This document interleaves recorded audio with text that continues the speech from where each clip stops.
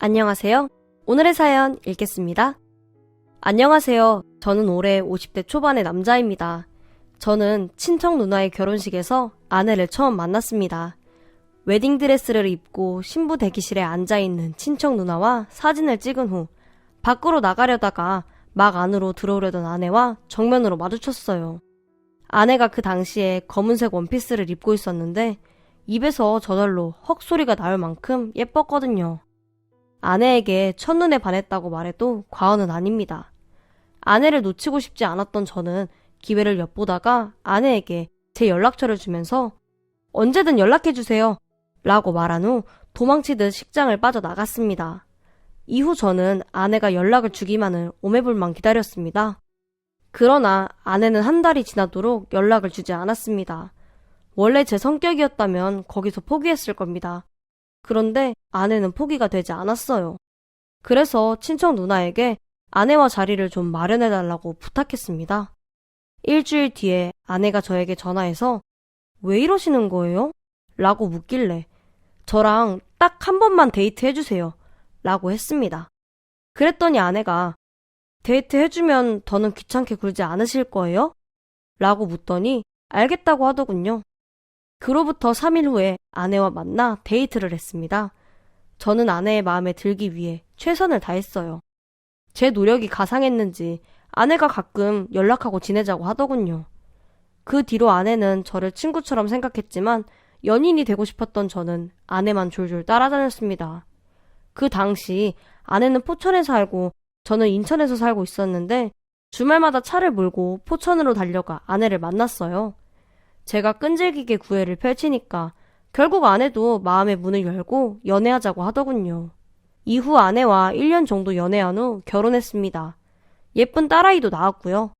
그토록 바라던 사람과 결혼한다니 정말 꿈만 같았습니다.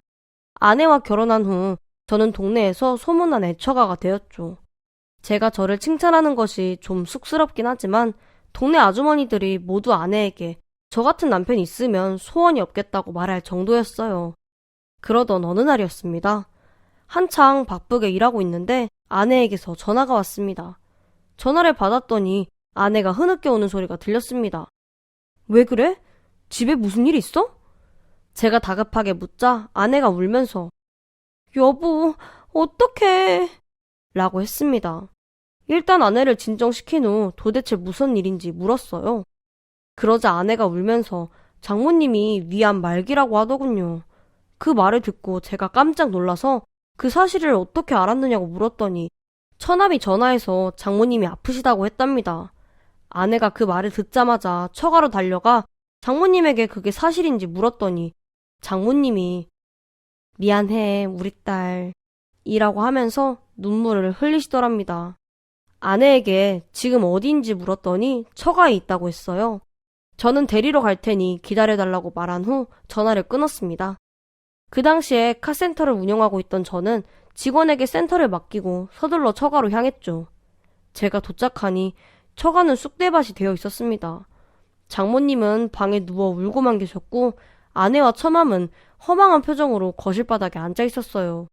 제가 여보 하면서 아내를 불렀더니 아내가 닭똥 같은 눈물을 흘리며 제 품에 안겼습니다. 저는 일단 방으로 들어가 장모님과 대화를 나눠보았습니다. 건강검진하면서 발견했네. 이미 말기라서 치료는 불가능할 것 같다. 장모님은 제 손을 잡고 자신이 떠나고 나면 세상에 남게 될 아내와 처남을 잘 부탁한다고 했습니다. 저에게 어머님이나 다름없었던 장모님을 살리기 위해 백방으로 알아봤지만 소용없었죠. 결국 점점 더 상태가 안 좋아지신 장모님은 입원까지 하시게 되었습니다. 저는 장모님을 간병인에게만 맡기고 싶지 않았어요. 그래서 직장을 다녀야 했던 처남과 몸이 약한 아내를 대신해 제가 장모님의 간병인이 되었습니다. 처남은 저에게 제가 매형볼 낯이 없어요 라고 하면서 정말 고맙다고 말해줬어요. 아내는 자신을 대신해 장모님을 병간호하는 저를 위해 매일매일 도시락을 싸줬고요. 저는 최선을 다해 마지막 순간까지 장모님을 병간호했고 장모님은 투병한 지 6개월 만에 잠자듯 세상을 떠나셨습니다. 장모님이 돌아가신 후 1억 원가량의 사망보험금이 나왔습니다. 처남은 저는 이 돈 받을 자격 없어요.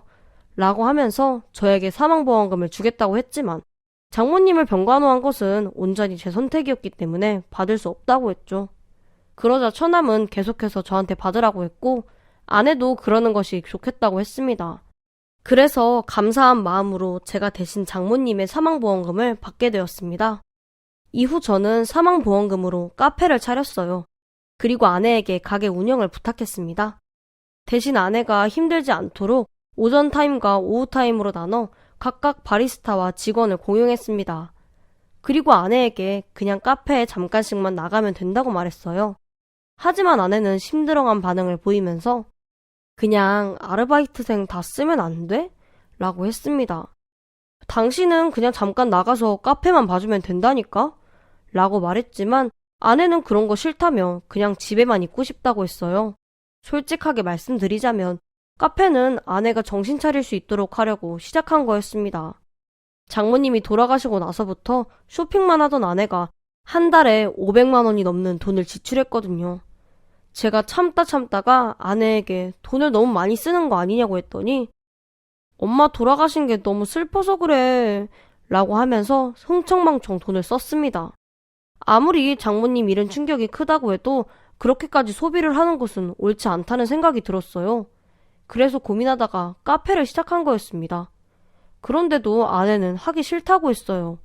결국 저는 아내에게 그럼 나 대신해서 바리스타 면접만 좀 봐줘 라고 했습니다. 아내가 눈썰미가 좋아서 저보다는 더 좋은 바리스타를 채용할 수 있을 것 같았거든요. 그러자 아내가 그러겠다고 하더군요. 이후 아내가 시간을 내서 바리스타 면접을 보았습니다. 그날 저녁에 집에 가서 면접은 어땠냐고 물었더니 아내가 환하게 웃으면서 나 카페 운영해 볼게 라고 하더군요. 갑자기 왜 마음이 바뀐 거냐고 물었더니 그냥 한번 열심히 해봐야겠다는 생각이 들었어 라고 했습니다. 듣던 중 반가운 말이었던 저는 아내에게 너무 무리하지 말고 한번 해보라고 했죠. 그렇게 아내는 최선을 다해 카페를 이끌어 나갔습니다. 처음에는 카페에 손님이 그리 많지 않았는데 점차 카페에서 판매하는 커피와 디저트가 맛있다는 입소문이 나면서 손님들이 몰리기 시작했습니다. 돈을 벌기 시작하니까 아내가 더 좋아하더라고요. 즐거워하는 아내 모습을 보니 저도 기분이 좋았습니다. 그리고 나서 한 달 후인가? 오랜만에 카페에 갔는데 바리스타가 바뀌어 있더라고요. 제가 아내에게 전에 있던 바리스타는? 이라고 물었더니 그만뒀다고 하더라고요. 갑자기 왜? 잘 모르겠어. 집안 사정이 있다면서 갑자기 그만두더라고. 제가 너무 아쉬워서 그럼 마지막 인사라도 하게 나한테 미리 말해주지 라고 했더니 아내가 그만둘 때 내가 보너스까지 챙겨줬어 라고 하면서 아쉬워하지 말라고 했습니다. 다행히 새로운 바리스타는 성실하게 일을 잘했습니다. 그래서 안심하고 제가 운영하던 카센터에 집중했죠. 그런데 2달 후에 그 바리스타마저 카페를 그만두더라고요. 그래서 제가 아내에게 그 바리스타는 왜 또 그만뒀어? 라고 물었더니 왜 그만뒀는지 말해주지 않고 그냥 간뒀다고 했습니다. 굉장히 좋게 본 아르바이트생이 너무 무책임하게 일을 그만둔 것 같아서 실망이 컸습니다. 아내에게 직원 구하는 것도 쉬운 일이 아니네 라고 했더니 그러게 말이야 라고 하면서 또 다른 아르바이트생을 구할 생각을 하니 스트레스라고 하더라고요. 아내를 돕고 싶은 마음에 그럼 내가 구해줄까? 라고 물었는데 아내는 괜찮다면서 자신이 구하겠다고 했습니다. 아내에게 맡긴 카페였지만 단기간 안에 바리스타가 2이나 그만두니 신경이 쓰이더라고요. 그래서 혹시 카페에 무슨 문제라도 있나 싶어서 첫 번째로 그만둔 바리스타 A에게 전화해 카페 일로 물어볼 것이 있으니 잠깐 만나자고 했습니다. 그러자 바리스타가 예민한 말투로 무슨 일로 그러시는데요? 라고 물어보더라고요. 혹시 카페에서 일할 때 불편한 부분이 있었나 해서 제 물음에 바리스타는 당황스러운 목소리로 그런 거 없었어요. 죄송합니다. 라고 대답한 후 서둘러 전화를 끊었습니다. 그 뒤로 2번째 바리스타 B에게도 전화했지만 비슷한 반응을 보이면서 전화를 끊어버렸습니다. 왠지 찝찝하더라고요. 그래서 며칠 동안 고민하다가 바리스타 A와 평소에 친했던 직원에게 전화해 따로 만나자고 했습니다. 직원 집 근처 카페에서 만나 첫 번째 바리스타가 왜 그만둔 건지 이유를 물었죠. 그러자 직원이 당황해하면서 몰라요. 그런 거 말 안 해줬어요. 라고 대답했습니다. 둘이 친하지 않았어? 아무리 친해도 그런 것까지 알긴 힘들죠. 직원은 계속해서 모른다고 대답하더니 급한 일이 있다면서 서둘러 자리를 떠났습니다. 다들 뭔가 숨기고 있다는 느낌이 들었지만 확인할 길이 없어서 답답했어요. 그래도 카페 발전을 위해 포기하지 않고 바리스타들이 계속해서 그만두는 이유에 대해 생각했습니다. 그러면서 동시에 직원들 복지에도 좀 더 많은 신경을 썼어요. 이런 부분은 아내가 하는 것이 맞았지만 부탁했다가 아내가 또다시 카페 일을 하고 싶지 않다고 말할까봐 제가 모든 부분을 관리했죠. 그러던 중 그만둔 바리스타들에게서 한 가지 공통점을 발견했어요. 그것은 두 명의 바리스타 모두 남자였고 아내와 함께 일을 한다는 거였습니다. 아내가 그만둔 바리스타들이 일하던 오후 타임에만 주로 출근했었거든요. 아내가 혹시 꼰대처럼구나? 라는 생각에 오후 타임에 일하는 여직원에게 은근슬쩍 아내에 대해서 물어봤습니다. 그러자 여직원이 사모님 정말 좋으세요. 다정하고 먹을 것도 많이 챙겨주세요. 라고 하면서 아내 칭찬만 하는 겁니다. 내가 남편이라서 일부러 좋은 말만 하나? 라는 생각이 잠깐 들었지만 그렇다고 여직원이 거짓말을 하는 것 같진 않았어요. 찝찝했던 저는 A 바리스타와 친했던 직원에게 매일 전화해서 진실을 알고 있다면 모두 말해달라고 했어요. 끈질기게 보일 수도 있지만 그만큼 저는 절실했습니다. 그런데 매번 잘 모른다고 그러니 연락하지 말라면서 냉정하게 굴었던 직원이 어느 날 저에게 전화해서 따로 만나자고 하더군요. 중요하게 할 말이 있다면서요. 저는 한 걸음에 저번에 만났던 카페로 달려갔습니다. 그 직원은 저에게 이번 달만 일하고 그만둔다고 하면서 A가 왜 그만뒀는지 정말 궁금하세요? 라고 물어보더군요. 제가 궁금하다고 대답했더니 뜻밖의 말을 저에게 했습니다. 사모님 때문에 그래요. 우리 와이프가 왜? 혹시 꼰대처럼 굴었니? 제 물음에 직원은 한숨을 내쉬면서 차라리 꼰대처럼 구시면 다행이죠. 라고 했습니다. 저는 어려워 말고 솔직하게 말해달라고 했어요. 그러자 직원이 정말 솔직하게 말씀드리는 거예요. 라고 하면서 제가 모르고 있던 사실을 말해주었는데 경악을 금치 못했습니다. 글쎄 A 바리스타와 저희 아내가 연애를 했답니다. 아니, 불륜을 저질렀다고 말하는 게 더 낫겠네요. 저희 아내가 먼저 접근했는데 싫지 않았던 A가 마음을 받아줬대요. 두 사람이 저 모르게 가평으로 드라이브도 다녀온 적이 있답니다. 두 사람은 카페 창고에서 자주 밀회를 즐겼대요. 왜냐하면 유일하게 카페 창고에만 CCTV가 없거든요. 그런데 갑자기 아내가 한순간에 다른 태도를 보이면서 A에게 그만두라고 했대요. 아내에게 진심이었던 A는 아내를 붙잡으려고도 해봤대요. 아내를 만나기 위해 저희 집 앞에 찾아온 적도 있었답니다. 하지만 아무리 노력해도 소용없었대요. 결국 A 직원은 그만두었고 그만두고 나서 일주일 후에 친했던 직원에게 모두 털어놓았답니다. 저한테 사실을 알려준 직원은 저한테 들었다고 사모님한테 말씀하시면 절대 안 돼요. 라고 말한 후에 약속이 있다면서 자리에서 일어났습니다. 도저히 믿기지 않아서 바로 A 바리스타에게 전화해서 이미 알고 있으니 만나자고 했어요. 싫다고 할 줄 알았는데 제가 무서웠는지 만나러 왔더라고요. 저는 A 바리스타에게 정말 제 아내랑 만났느냐고 물었어요. 그러자 A 바리스타가 울먹거리면서 정말 죄송해요 사장님. 죽을 죄를 지었습니다. 라고 하더군요. 제 아내가 먼저 유혹한 게 맞느냐고 물으니까 맞다고 하더라고요. 혹시 증거가 있냐고 물으니 있다고 하면서 저희 아내랑 주고받은 문자랑 사진을 보여주더라고요. 어쩐지 두 번째 바리스타도 비슷한 이유일 것 같았습니다. 그래서 B 바리스타에게 전화해 모든 지시를 알고 있으니 소송당하고 싶지 않으면 약속 장소로 나오라고 했어요. 그랬더니 캥기는 게 있는지 바로 약속 장소로 나왔더군요. 저는 B에게 혹시 우리 아내와 그동안 만났었냐고 물었어요. 솔직하게 이야기해주면 소송은 하지 않겠다고요. 그랬더니 B 바리스타도 울먹거리면서 죄송하다고 하더군요. B와 아내가 연애하는 과정은 A 바리스타와 비슷했어요. 아내가 먼저 접근했고 주로 카페 창고에서 미래를 즐겼답니다. 가평으로 드라이브도 가고요. 너무 큰 충격이었습니다. 제 아내가 바리스타들과 그럴 거라고는 감히 상상도 하지 못했어요. 어쩐지 아내는 자꾸만 남자 바리스타만 채용했습니다. 아무리 실력 좋은 여자 바리스타가 면접을 보러 와도 남자만 뽑았죠. 카페에 여자 손님들이 더 많다는 이유를 대면서요. 저는 아내가 한 행동을 직접 눈으로 확인해야 할 것 같았습니다. 그래서 새벽에 카페에 가서 창고에다가 카메라를 설치했어요. 그리고 나서 어느 정도 시간이 흐를 때까지 기다렸습니다. 아니나 다를까 카메라를 설치한 지 일주일 만에 새로운 남자 바리스타가 카페를 그만두었습니다. 모른 척하면서 왜 그만뒀대? 라고 물어봤는데 아내는 잘 모르겠다고 대답할 뿐 더는 아무 말도 하지 않았어요. 저는 그 바리스타에게도 소송당하고 싶지 않으면 솔직하게 말하라고 했어요.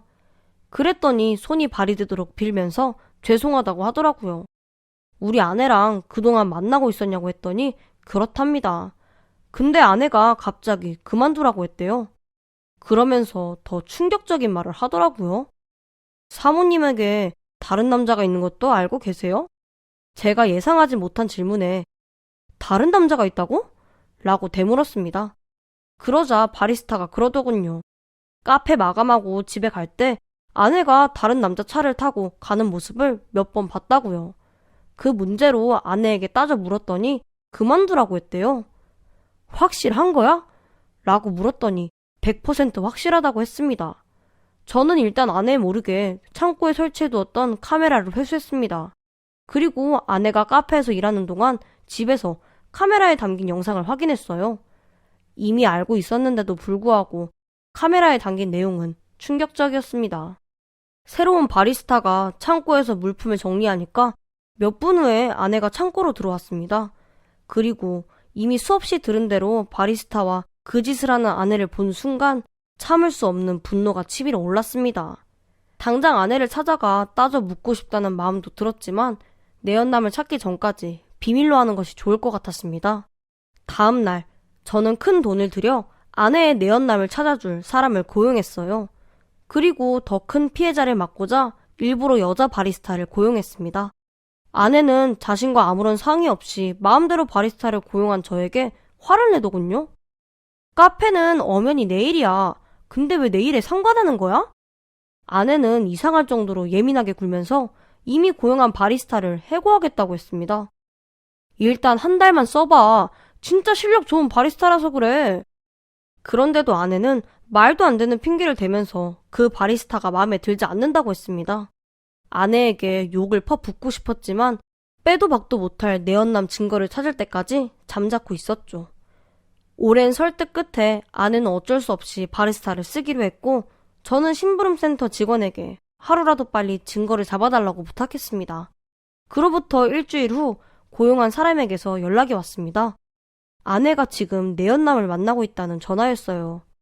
저는 카센터 일도 내팽겨치고 그 사람이 알려준 곳으로 달려갔습니다. 도착한 그곳은 인적이 드문 폐차장이었습니다. 센터 직원은 컨테이너로 만든 사무실을 가리키면서 아내가 남자와 함께 그곳에 들어갔다고 알려주었죠. 저는 눈치채지 못하게 낮은 보폭으로 사무실로 걸어갔습니다. 그리고 블라인드가 쳐진 창문 틈으로 사무실 안을 확인했습니다. 정말이지 어처구니가 없는 상황이 펼쳐지고 있더군요. 아내가 낯선 남자와 소파에서 그 짓을 하고 있었습니다. 저는 그 장면을 모두 휴대폰으로 촬영한 후에 더는 참지 못하고 잠긴 문을 마구 두드렸습니다. 누구세요? 사무실 안에서 신경질적인 남자의 목소리가 들려왔습니다. 저는 최대한 티나지 않게 목소리를 변조해서 택배입니다! 라고 대답했어요. 그러다 남자가 문 앞에 두고 가라고 하더군요. 사인을 받아야 하는데 문 좀 열어주시겠습니까? 제 물음에 남자는 귀찮게 하네 이씨 라고 하면서 문을 열어주었습니다. 그 순간 저는 안으로 쳐들어가 소파에 앉아있는 아내에게 야! 라고 소리쳤어요. 저를 발견한 아내는 화들짝 놀라며 자신의 몸을 황급히 가리기 시작했어요. 너 누구야? 아내에게 소리치는 제 멱살을 잡으며 남자가 묻길래 나? 저 여자 남편이다! 라고 대답했습니다. 그러자 남자가 아내를 보면서 남편? 이라고 되묻더군요. 아내는 아무런 말도 못하고 아니, 그게 아니고 라며 말끝을 흐렸어요. 남편이라니? 남편 죽었다고 하지 않았어? 남자가 어이없다는 표정으로 아내에게 물었습니다. 저는 아내를 손가락으로 가리키면서 저 여자가 그러든? 남편 죽었다고? 그러자 남자가 고개를 끄덕이면서 저한테 분명 1년 전에 남편이 죽었다고 했어요. 라고 대답했습니다. 알고 보니 폐차장 사장님이었던 남자는 카페 단골 손님이었습니다. 아내에게 호감을 느낀 남자가 먼저 혹시 결혼하셨어요? 라고 물어봤답니다. 그런데 아내가 결혼하긴 했는데 남편이 1년 전에 먼저 떠났어요. 라고 했대요. 치근함을 느낀 남자가 아내에게 먼저 연락처를 물어봤는데 기다렸다는 듯이 흔쾌히 번호를 가르쳐줬대요. 그 이후 아내는 저 모르게 남자를 만나면서 연애를 했습니다. 저는 일단 아내를 끌고 집으로 왔습니다. 아까 그 남자가 한 말 모두 사실이야? 아내는 절대 사실이 아니라고 했어요. 오히려 남자가 자신을 먼저 유혹했답니다. 자기는 유부녀라서 안 된다고 했는데도 계속해서 치근덕거렸대요. 그럼 나한테 말하면 되지. 왜 그 남자 폐차장에 간 거야? 제 물음에 아내는 남자가 억지로 데리고 간 거라고 했습니다. 남자가 이번 한 번만 만나주면 다시는 괴롭히지 않겠다고 하길래 따라간 거라고 하면서요. 저는 끝까지 거짓말을 늘어놓는 아내를 비웃으며 제가 휴대폰으로 촬영한 영상을 보여줬어요. 이래도 계속 거짓말할 거야? 아내는 새하얗게 질린 얼굴로 남자가 억지로 한 거라고 했습니다. 지금까지 바리스타들이랑도 만난 거지? 제 물음에 아내는 천연덕스럽게 그게 무슨 말이야? 라고 되물었어요. 증거를 보여주지 않으면 계속 모른 척 할 것 같아서 제가 창고에서 촬영한 영상을 아내에게 보여줬습니다. 이건 뭐라고 해명할 거야? 아내는 영상을 보면서 지금 날 감시한 거야? 라고 화를 냈어요. 저는 그만두었던 바리스타들에게 모든 사실을 들었다고 했습니다. 카메라를 설치한 것은 제가 들은 것들이 사실인지 확인하려고 그런 거라고요. 이렇게 버젓이 증거가 있는데도 오리발 내밀 거야? 그제야 아내는 제 앞에 무릎을 꿇고 용서를 빌었어요. 제발 한 번만 용서해줘. 당신도 알잖아. 우리 엄마 돌아가시고 나 많이 힘들었다는 거. 그래서 그랬어. 내가 잠시 미쳤었던 거야. 그러니까 나 좀 봐줘 여보. 아무리 장모님 일로 힘들었다고 해도 아내가 한 짓은 용서되지 않았어요. 당신이 어떻게 이래? 내가 당신이랑 당신 가족한테 얼마나 잘했는지 알잖아. 그럼 나한테 이럴 수 있어? 제가 울먹거리면서 말하니까 아내가 갑자기 콧방귀를 끼면서 그래서 사망보험금 받았잖아. 그럼 된 거 아니야? 라고 하더군요. 제가 그 보험금을 저를 위해 썼습니까? 아내 카페 차려주는데 사용했습니다. 아내도 처음엔 못마땅하게 생각했지만 나중에는 카페 차려줘서 고맙다고 했었고요. 어이가 없어서 웃음도 나오지 않았습니다. 저는 아내에게 이혼하자고 했습니다. 그러자 아내가 이혼은 해도 카페는 자기 것이라고 하더군요. 게다가 이혼할 때 따로 위자료도 달라고 했습니다. 바람 피운 주제에 위자료라니 그게 말이 되는 소린가요? 제가 어처구니 없다는 듯이 웃으면서 지금 장난해? 라고 했더니 진심이라고 하면서 위자료로 터무니없는 금액을 제시하더라고요. 아내가 순순히 이혼해줄 것 같지 않더군요. 그래서 바로 소송할 거라고 했습니다. 제가 모아놨던 증거들을 모두 제시할 거라고요. 그러자 아내가 마음대로 해보라며 큰소리 치더군요. 저는 처남에게도 이 모든 사실을 말했습니다. 당연히 제가 모아놓은 증거 영상도 보여줬습니다.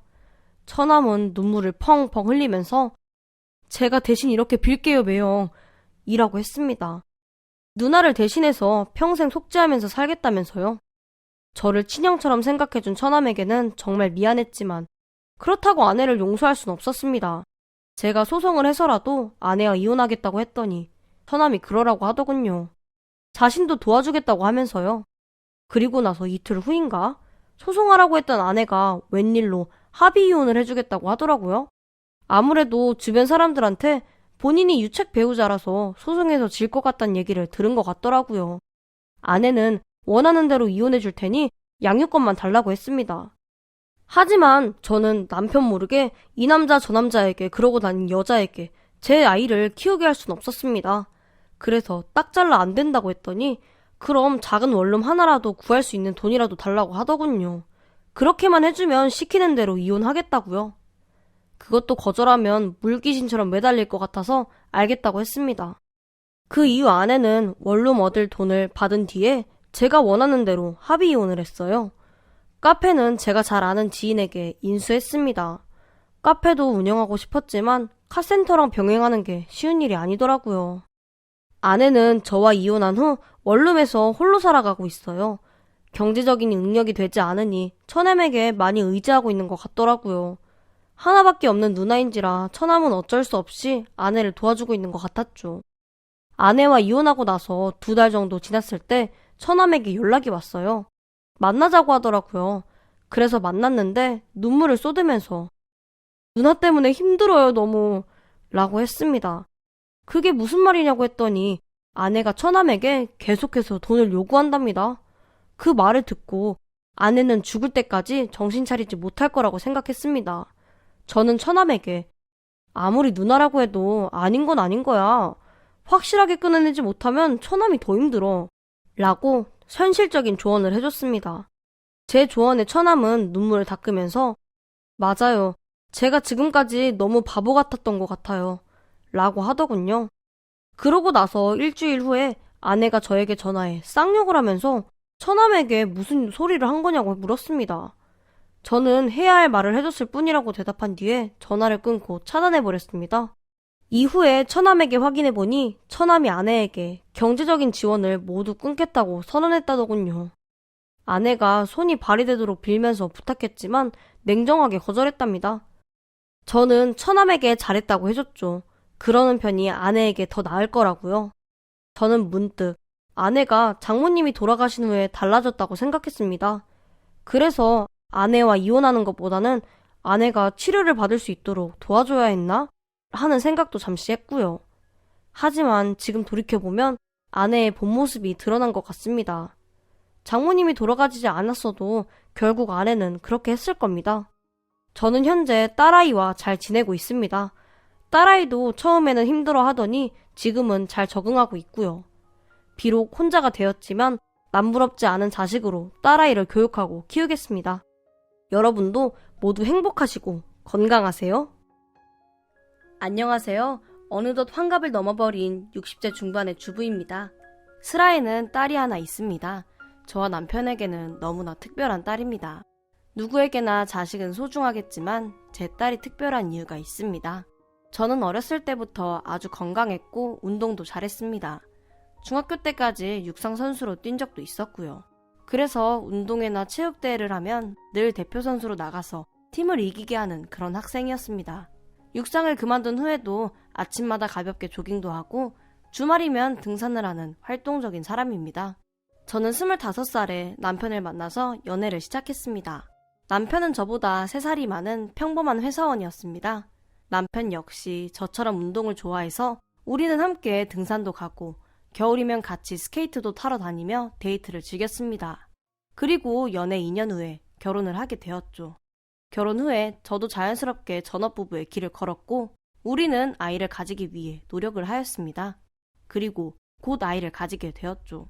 저는 모든 것이 순탄한 것만 같았고 남편도 많이 좋아했습니다. 그런데 딱히 위험한 행동을 한 것도 없었는데 유산을 한 것이었습니다. 유산을 했다는 말을 들었을 때 정말 세상이 무너지는 기분이었습니다. 정신이 멍했고 계속 눈물만 흘렀죠. 집에 멍하니 앉아서 계속 울기만 했습니다. 남편이 회사에 휴가를 내고 며칠 동안 저를 돌봐줘야 할 정도였죠. 그렇게 악몽 같은 시간이 흐르고 1년 뒤에 저희는 2번째 임신을 하게 되었습니다. 그런데 이번에는 자궁 외 임신이었습니다. 다행히 초기에 발견이 되어서 수술로 해결할 수 있었습니다. 이렇게 2번이나 임신에 실패를 하니 저에게 임신은 굉장히 힘든 일처럼 느껴졌습니다. 드라마나 뉴스를 보면 남들은 저렇게 쉽게 아이를 가지는데 저는 왜 그러지 못하는지 자신을 자책하기도 했고 그러면서 자존감이 떨어지더라고요. 그래서 일부러 텔레비전을 잘 보지 않았습니다. 임신에 2번이나 실패를 하고 나서 5년이라는 시간이 흘렀습니다. 남편과 많이 노력하였지만 아이가 쉽게 생기지 않더군요. 병원에 가서 진료를 봐도 저에게는 딱히 큰 문제가 없었습니다. 그래서 남편에게 병원에서 검사를 받아보는 것이 어떠냐고 물어보자 남편은 절대 싫다면서 막 화를 내더라고요. 정말 결혼 8년 만에 그렇게 화난 모습은 처음이었습니다. 저도 이제 35살인데 더 늦으면 안 될 것 같은 생각이 들었죠. 그리고 저의 간절함이 통했는지 임신을 하게 되었습니다. 임신 기간 중에 정말 조심해서 행동하고 몸에 좋다는 것만 먹었습니다. 그리고 딸을 낳았습니다. 딸을 출산했을 때 저는 너무 행복했습니다. 물론 남편도 정말 행복해했죠. 첫 출산 이후 둘째를 낳기 위해 노력을 안 한 건 아니지만 딸이 있어서 그렇게 간절하진 않았습니다. 그리고 딸아이가 어렸을 때부터 몸이 좀 안 좋았습니다. 소아천식이 있어서 한번 기침을 하면 하루 종일 기침을 하였고 그래서 병원도 정말 많이 다녔습니다. 자식이 몸이 안 좋으니 둘째고 뭐고 다른 건 눈에 들어오지 않았죠. 그렇게 딸에게만 매달리다 보니 저도 어느덧 40이 넘었고 더 이상 임신을 시도하지 않게 되었습니다. 그렇게 저희 딸은 저 남편의 모든 사랑을 독차지하게 되었죠. 그리고 나이를 먹어가면서 천식도 나아져서 지금은 아무 문제가 없습니다. 하지만 아직도 힘들게 낳은 어린 딸이 아파했던 기억만 떠올리면 제 가슴이 찢어지는 듯한 느낌입니다. 그래서 더욱 딸을 각별하게 생각하는 것 같았습니다. 학교에 보내놓고서도 혹시 어디 아프진 않을까, 친구들이랑은 잘 지낼까 걱정만 하였죠. 제 딸은 정말 잘 자라주었습니다. 학교에서 친구들한테 인기도 많았고 공부도 1등은 아니지만 그래도 중간 이상은 하는 학생이었습니다. 그리고 무엇보다 건강해진 것이 가장 좋았습니다. 저를 닮아서 그런지 달리기를 아주 잘해서 반 대표로 나가서 1등을 했다고 자랑을 하더라고요. 그렇게 밝게 자라는 딸이 너무 고마웠습니다. 힘든 대학 시기를 마치고 대학교에 합격했다는 소식을 듣자마자 저는 딸과 함께 여행도 다녀오고 밤에는 함께 심야 영화도 보러 가면서 저와 딸은 가장 친한 친구처럼 지냈습니다. 그래서 딸이 만나는 남자들에 대해서도 잘 알게 되었죠. 솔직히 제 딸이 좀 예쁘게 생겨서 어렸을 때부터 남자들한테 인기가 많았습니다. 그래서 사람을 볼 때 저한테 의지하는 경향이 있었습니다. 딸과 밥을 먹거나 커피를 마실 때 딸은 자신에게 고백하는 남자들에 대해서 많이 물어보았습니다. 그리고 만나는 남자와 어떤 일이 있었는지도 이야기해 주었죠. 그리고 저는 그것에 알맞은 조언을 해줬습니다. 한 번은 만나는 남자친구가 온라인 게임을 너무 좋아한다고 해서 걱정이 된다고 하였습니다. 그래서 저는 남자들한테 너무 하지 말라고만 이야기하면 남자들은 오히려 숨어서 몰래 한다고 하였죠. 그래서 게임하는 것은 허락해주되 하루에 몇 시간만 하는 것으로 약속해보는 것이 어떻겠냐고 이야기를 해줬죠. 물론 그게 잘 지켜지지 않아서 결국 헤어지기는 했지만 그만큼 제 딸이 만나는 남자에 대해서 저에게 이것저것 먼저 고민 상담할 때가 많았습니다. 그렇게 제 딸은 대학을 졸업하고 사회생활을 시작해야 했습니다. 하지만 극심한 취업난에 취업이 쉽지 않았고 제 딸 역시 회사에서 사무직으로 일하는 것에는 큰 관심이 없어 보였습니다. 그래서 평소에 좋아하던 필라테스 강사를 하고 싶다고 하였죠. 저는 딸아이가 쉽지 않은 취업 경쟁에서 고생하는 것보다 자신이 원하는 일을 하면서 사는 것이 더 좋을 것이라고 생각해서 적극적으로 후원해 주었습니다. 1년여 정도 준비하여서 자격증도 몇 개 따고 그래도 꽤 큰 피트니스 센터의 필라테스 강사가 되었죠. 물론 직장인들을 대상으로 운동을 하는 날에는 늦게 퇴근해서 피곤해하기도 했지만 자신이 좋아하는 일을 하는 모습을 보면 뿌듯하기도 했습니다. 그러던 어느 날 딸이 저에게 남자친구가 생겼다고 하였죠. 제가 어떤 사람인지 물어보자 딸의 첫마디가 아직도 기억에 남았습니다. 아주 자상한 사람이야. 저는 그 말을 듣고 안심을 했죠. 만약에 잘생겼다, 돈이 많다, 뭐 이런 말을 먼저 했으면 걱정을 했을 텐데 딸에게 잘해주고 자상하다고 하니 일단 마음이 놓였습니다. 제 딸은 그 남자와 3개월 연애를 하다가 저희에게 뜬금없이 남자친구에게 프로포즈를 받았다고 하였습니다. 그리고 저희에게 그 남자와 결혼을 하고 싶다고 하였죠. 저는 솔직히 좀 놀랐습니다. 이제 사귄 지 3개월밖에 안 됐는데 너무 급하게 결정하는 것 같았습니다. 제가 그런 마음을 말하자 제 딸은 그 남자에 대한 확신이 있다고 하였습니다. 그리고 이번 주말에 집으로 데리고 와서 인사를 시키겠다고 하였죠. 저도 일단은 그 사람을 한번 보고 생각하는 것이 좋다고 생각했습니다. 주말이 되었고 딸의 남자친구는 깔끔하게 정장을 쫙 빼입고 왔습니다. 그리고 아주 비싼 양주 한 병과 한우 세트를 하나 사오더군요. 제 남편은 양주를 보자마자 눈이 휘둥그레지면서 한 병에 100만 원도 넘는 양주라고 하면서 입이 귀에 걸렸습니다. 그리고 딱 봐도 부자인 것처럼 보였습니다. 함께 식사를 하면서 이것저것 물어보았는데 직업이 펀드 매니저였습니다. 고객들의 돈으로 주식이나 회사에 투자해서 이익이 생기면 거기서 수수료를 받는다고 하는데 업계에서는 엄청 유명한 사람이라고 하더라고요. 그리고 자신도 주식과 비트코인으로 돈을 많이 벌었다고 하였죠. 그 말을 듣자 남편은 좋은 소스 좀 달라며 껄껄 웃었습니다. 그러면서 딸은 남자친구에 대해서 계속 이야기를 해주었습니다. 딸의 남자친구는 부모님이나 다른 사람의 도움 없이 자신의 능력만으로 자수성가한 케이스라면서 치켜 세워줬습니다. 비록 제 딸과는 나이 차이가 조금 나지만 30대 중반의 나이로 이렇게 크게 성공했다는 것 자체가 굉장한 일이라고 생각했습니다. 그리고 저희와 함께 이야기하는데 자신감도 넘쳐 보였고 딱히 모난 구석도 없어 보였죠. 항상 얼굴에 미소를 잃지 않고 이야기를 하는데 남편은 딸의 남자친구가 마음에 들었는지 상당히 즐거워 보였습니다. 딸의 남자친구가 돌아가고 나서 남편과 이야기를 하는데 남편은 젊은 사람이 그렇게 성공하는 것이 쉬운 일이 아니라면서 대단하다고 하는 것이었습니다. 그래서 저는 일적으로는 대단한 사람일 수 있지만 그것보다 더 중요한 것은 우리 딸을 행복하게 해줄 수 있는 사람인지가 중요한 것이라고 말했죠. 그러자 남편은 저렇게 훌륭한 사람이라면 분명히 딸도 행복하게 해줄 거라고 하였죠. 남편은 이미 넘어간 상태였습니다. 저도 딸의 남자친구가 대단한 사람이라는 것에는 동의를 하였지만 한번 본 것만으로는 판단하기는 어려웠죠. 그날 이후로 저는 딸과 많은 이야기를 나누었는데 딸은 이미 남자친구와 결혼하는 것으로 마음을 굳혔습니다. 저는 딸의 행복이 가장 중요하다고 생각해서 딸이 원하는 대로 해주기로 마음먹었습니다. 저의 허락이 떨어지자 딸의 결혼은 일사천리로 진행되었습니다.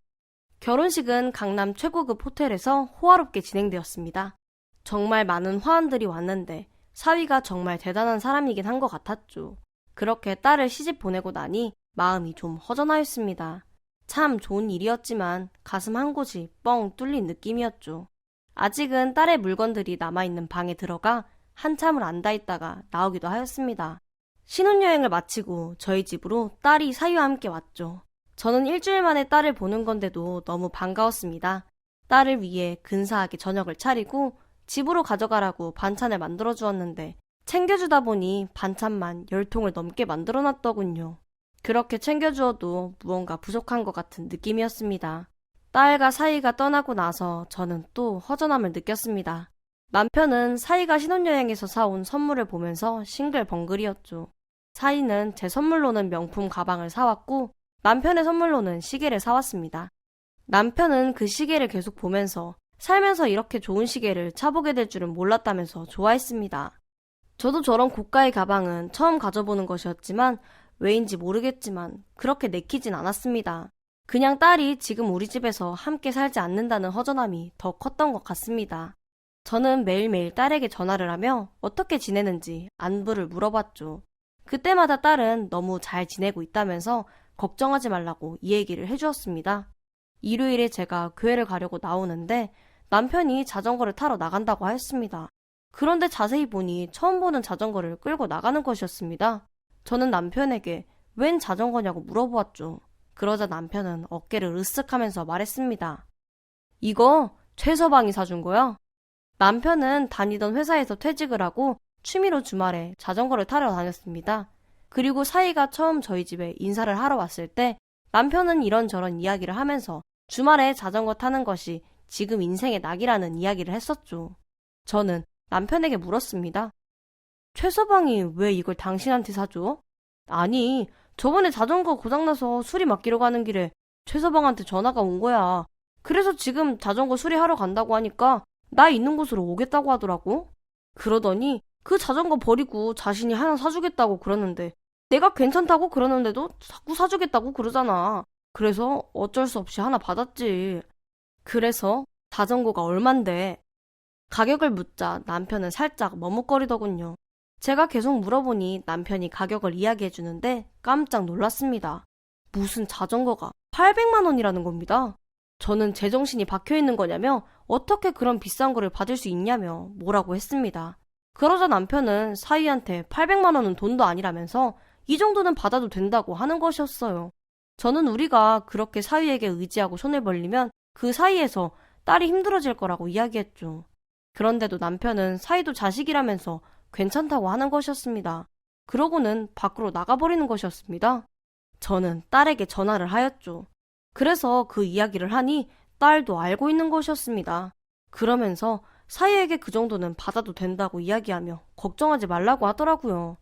사위가 정말 돈을 많이 벌기는 버는 것 같았습니다.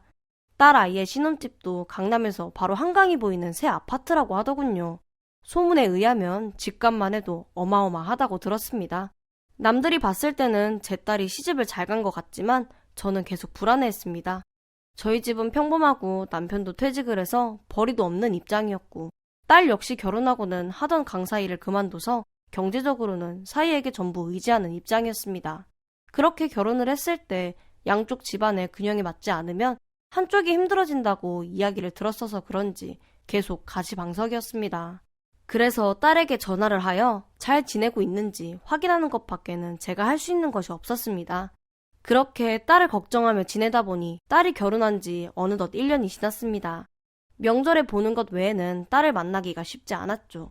가끔 만날 때마다 얼굴을 보면 피부도 좀 푸석푸석해진 것 같고 표정이 좋지 않아서 늘 마음에 걸렸습니다. 그래서 안부를 물으면 잘 지낸다고 걱정하지 말라고 말을 하는데 무언가 석연치 않은 느낌이었습니다. 그러던 어느 날 딸에게서 전화가 왔습니다. 그러면서 제가 해준 멸치볶음이 먹고 싶다고 하는 것이었습니다. 저는 당장 멸치볶음을 만들어서 딸이 사는 곳 근처로 갔습니다. 처음 가보는 딸의 신혼집은 정말 다른 세계에 존재하는 것 같았습니다. 아파트 단지 입구에 가자 딸이 나와서 저를 기다리고 있었죠. 딸은 저를 보자마자 달려와서는 저를 안아주었습니다. 그리고 제가 싸들고 온 반찬통을 받아들고는 집으로 들어가자고 하더군요. 저는 딸의 손을 잡고 딸의 신혼집으로 들어갔습니다. 주차장에 주차되어 있는 차들 중에서 처음 보는 차들이 반이었습니다. 알지도 못하는 해외 차들이 주차되어 있더군요. 어색하게 주차장을 지나 아파트에 들어갔습니다. 25층에 있는 딸의 신혼집은 정말 굉장했습니다. 통유리로 한강이 정면으로 보이고 둘이 사는 집이지만 방도 4개나 있는 정말 좋은 집이었습니다. 딸은 저를 위해 저녁을 만들어 놨더군요. 딸과 함께 밥을 먹으면서 이런저런 이야기를 나눴습니다. 그러면서 딸의 얼굴을 봤는데 저만 그렇게 느끼는 건지 눈에 수심이 가득해 보였습니다. 저는 진지하게 딸에게 물어봤습니다. 그런데 왜 갑자기 전화했어? 최서방이 속 썩여? 그러자 딸은 잠시 뜸을 들이더니 웃으면서 대답했죠. 아니야, 얼마나 잘해주는데. 걱정하지 마. 그런데 멸치볶음 진짜 맛있다. 진짜 먹고 싶었어. 딸은 급하게 대화 주제를 바꾸었습니다. 저는 딸과 사위 사이에 무언가 문제가 있다는 것을 느낄 수 있었습니다.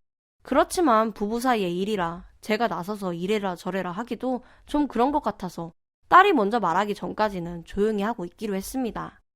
그렇게 딸과 점심을 먹고 딸이 직접 만들어준 커피를 마시면서 시간을 보냈습니다. 소파에 앉아서 텔레비전도 보면서 시간을 보내고 있는데 딸이 저에게 팔짱을 끼면서 저와 이렇게 시간을 보내니 너무 행복하다고 하는 것이었습니다. 저도 이렇게 딸과 시간을 보내니 너무 행복하고 즐거웠습니다. 그런데 아침부터 반찬하고 딸의 신혼집까지 와서 있다 보니 피곤했는지 텔레비전을 보다가 꾸벅꾸벅 졸았습니다. 그렇게 자다 깨다 하다 보니 이미 시간은 9시가 넘었습니다. 저는 빨리 일어나서 집으로 가려고 하는데 딸이 저를 붙잡는 것이었습니다. 오늘 사위가 일이 있어서 많이 늦을 테니 여기서 자고 가라는 것이었습니다. 저는 그렇게 민폐 끼치고 싶지 않다고 이야기를 하였지만 딸은 이미 사위에게 말했고 사위도 알겠다고 했다면서 저에게 하루 자고 가라고 이야기하는 것이었어요. 이렇게 저에게 떼를 쓰는 모습을 보니 딸이 어렸을 때가 생각나서 저도 마음이 약해졌습니다. 결국 딸의 집에 있는 빈방에서 자기로 하였죠. 딸과 조금 더 시간을 보내고 피곤했던지 빨리 잠이 들었습니다. 한창을 그렇게 자고 있었는데 시끄러운 소리에 잠에서 깼습니다. 시간을 보니 새벽 2시 정도였죠. 시끄러운 소리에 귀를 기울여 보니 밖에서 희한한 소리가 들렸습니다. 무슨 기도하는 소리 같은 것이었죠. 그때 밖에서 사위가 소리를 지르는 것이 들렸습니다. 아직 멀었어? 지금 사람들 기다리잖아. 잠시 후에 사위의 목소리가 다시 들렸습니다. 아니, 이어편내가 안 나오고 뭐해? 그러면서 사위가 어디론가 가는 소리가 들렸습니다. 저는 문을 살짝 열어서 밖의 상황을 봤습니다. 제가 있는 방에서 거실은 보이지 않아서 얼마나 많은 사람들이 온지는 보이지 않았습니다. 그런데 제가 있던 방 옆에 있는 드레스룸에서 딸의 목소리가 들렸습니다. 여보, 나 이거 꼭 해야 돼? 이제 그만하면 안 될까? 그러자 사위가 험악하게 말했습니다. 빨리 갈아입어. 지금 도사님 기다리시잖아. 도사님? 저는 제 귀를 의심하였습니다. 그때 밖에서 도사라는 사람인 듯한 사람의 목소리가 들렸습니다. 이제 3분 남았습니다. 그러자 사위의 다급한 목소리가 들렸습니다. 빨리 갈아입어! 그리고 잠시 후 문틈 사이로 하얀 소복을 입은 사위와 제 딸이 거실로 가는 것이 보였습니다. 저는 거실에서 무슨 일이 일어나는지 보기 위해 좀 더 문을 열고 얼굴을 밖으로 뺐습니다.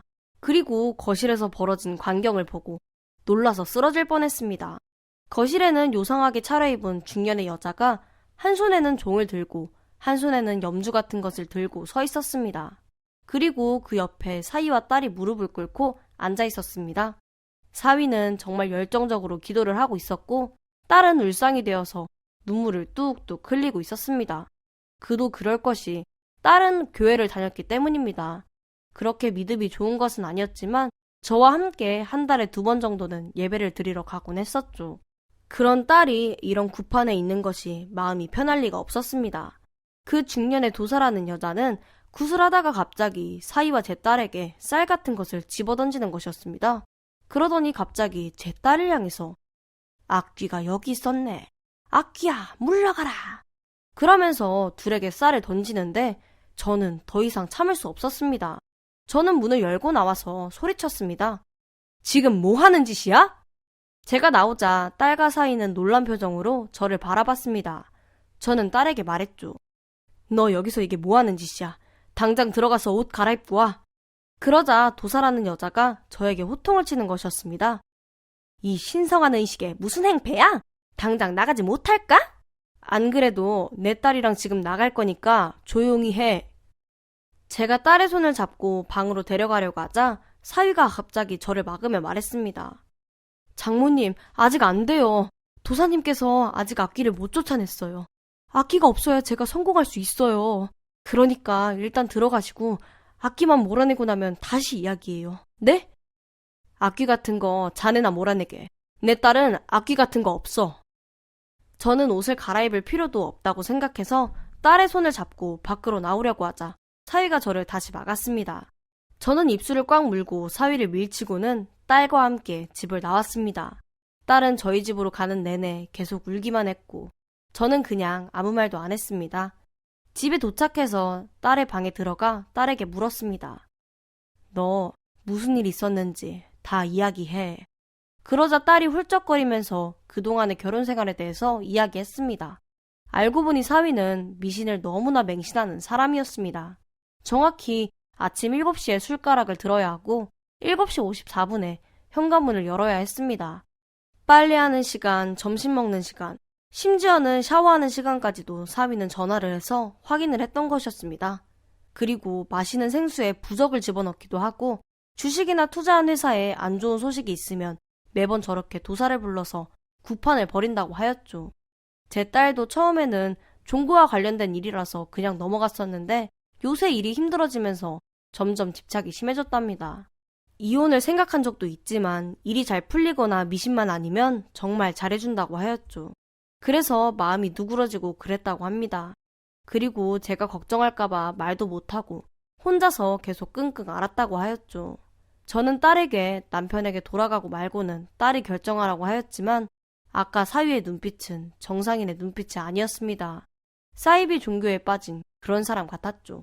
그날 아침 딸은 신혼집으로 돌아갔습니다. 그리고 저녁에 다시 짐을 싸들고 집으로 왔습니다. 딸이 신혼집에 가자마자 사위는 도사님이 노하셔서 굿도 다 안 끝내고 갔다면서 이제 악귀 때문에 자기는 망할 거라고 하면서 고래고래 소리를 질렀다고 하였습니다. 그래서 딸도 더 이상은 안 되겠다 싶어서 집을 나왔다고 하였죠. 딸은 주변 사람들은 부자 남편인데 왜 이혼했냐고 아쉽지 않나면서 딸에게 물어본답니다.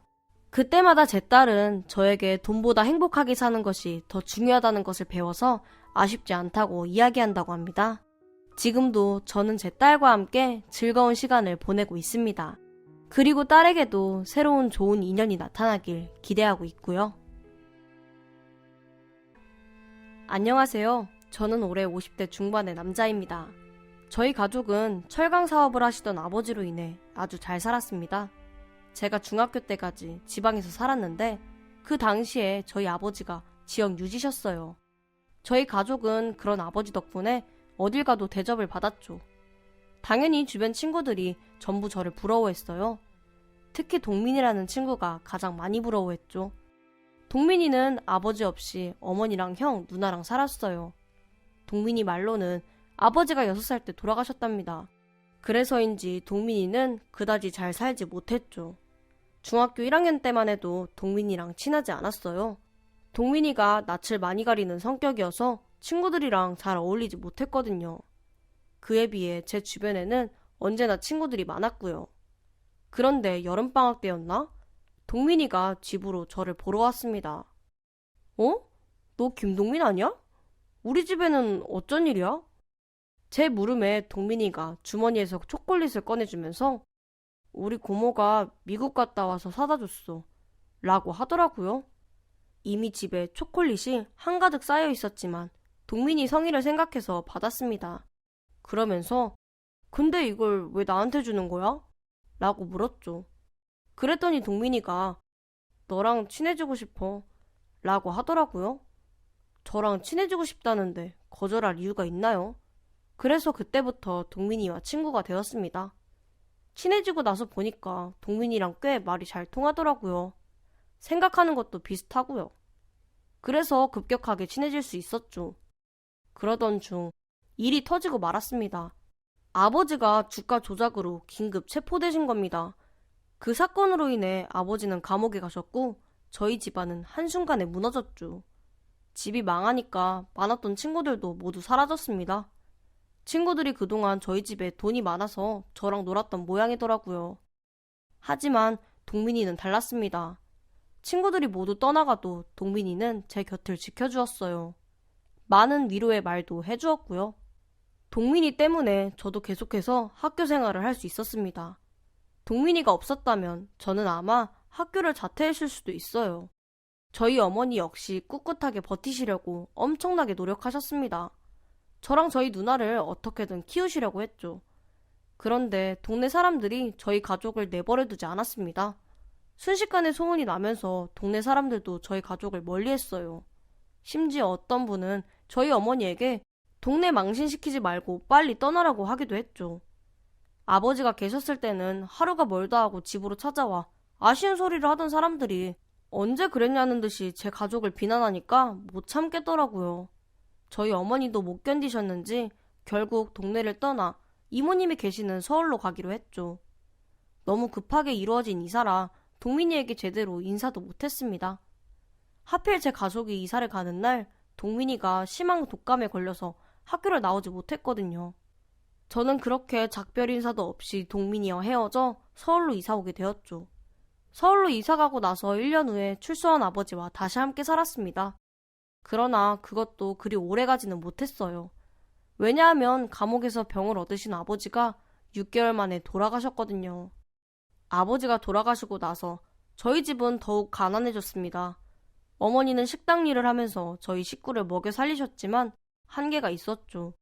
그 와중에도 어머니는 어렵게 서울로 왔으니까 공부 열심히 하라고 했지만 아버지 영향 때문인지 공부에 흥미를 느끼지 못했습니다.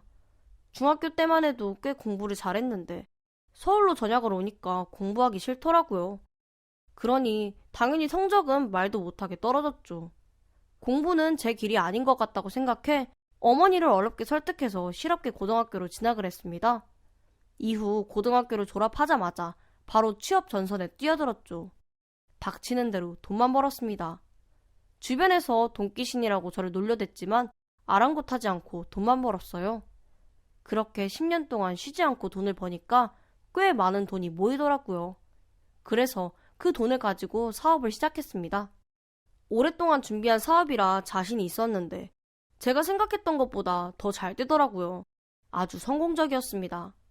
사업 후 2년 만에 저는 방 3개짜리 집을 어머니께 장만해드렸어요. 어머니가 첫 이사를 한 날 어찌나 눈물을 흘리시던지 보는 저도 마음이 아팠습니다. 이사를 하고 나서 3개월 만에 여자친구도 생겼습니다. 그 여자친구가 바로 제 아내입니다. 아내는 제가 운영하던 회사 직원의 조카였어요. 어느 날 직원분이 저에게 사장님, 혹시 여자친구 있으세요? 라고 묻더라고요. 없다고 하니까 본인 조카가 진짜 예쁘다면서 소개해주고 싶다고 했어요. 예쁘다고 하니까 솔깃했죠. 그래서 소개를 받았는데 정말 예뻤습니다. 저는 정말 아내가 미스 코리아인 줄 알았어요. 적극적으로 구애해 저는 아내와 연애했고 연애를 한 지 6개월 만에 결혼했습니다. 저희 부부는 결혼하자마자 바로 아이를 가지고 싶었지만 쉽지 않았어요. 아무리 노력해도 아내가 임신이 되지 않았거든요. 병원에 가서 검사를 받았는데 아무런 이상이 없다고 하더라고요. 아내분이 몸이 약해서 임신이 되지 않을 수 있어요. 그러니까 평소에 운동하시면서 체력을 길러보세요. 의사 말대로 아내는 다음날부터 열심히 운동했습니다. 제가 비싸게 지어준 한약도 꼬박꼬박 먹었고요. 저도 아내와 함께 열심히 운동했죠.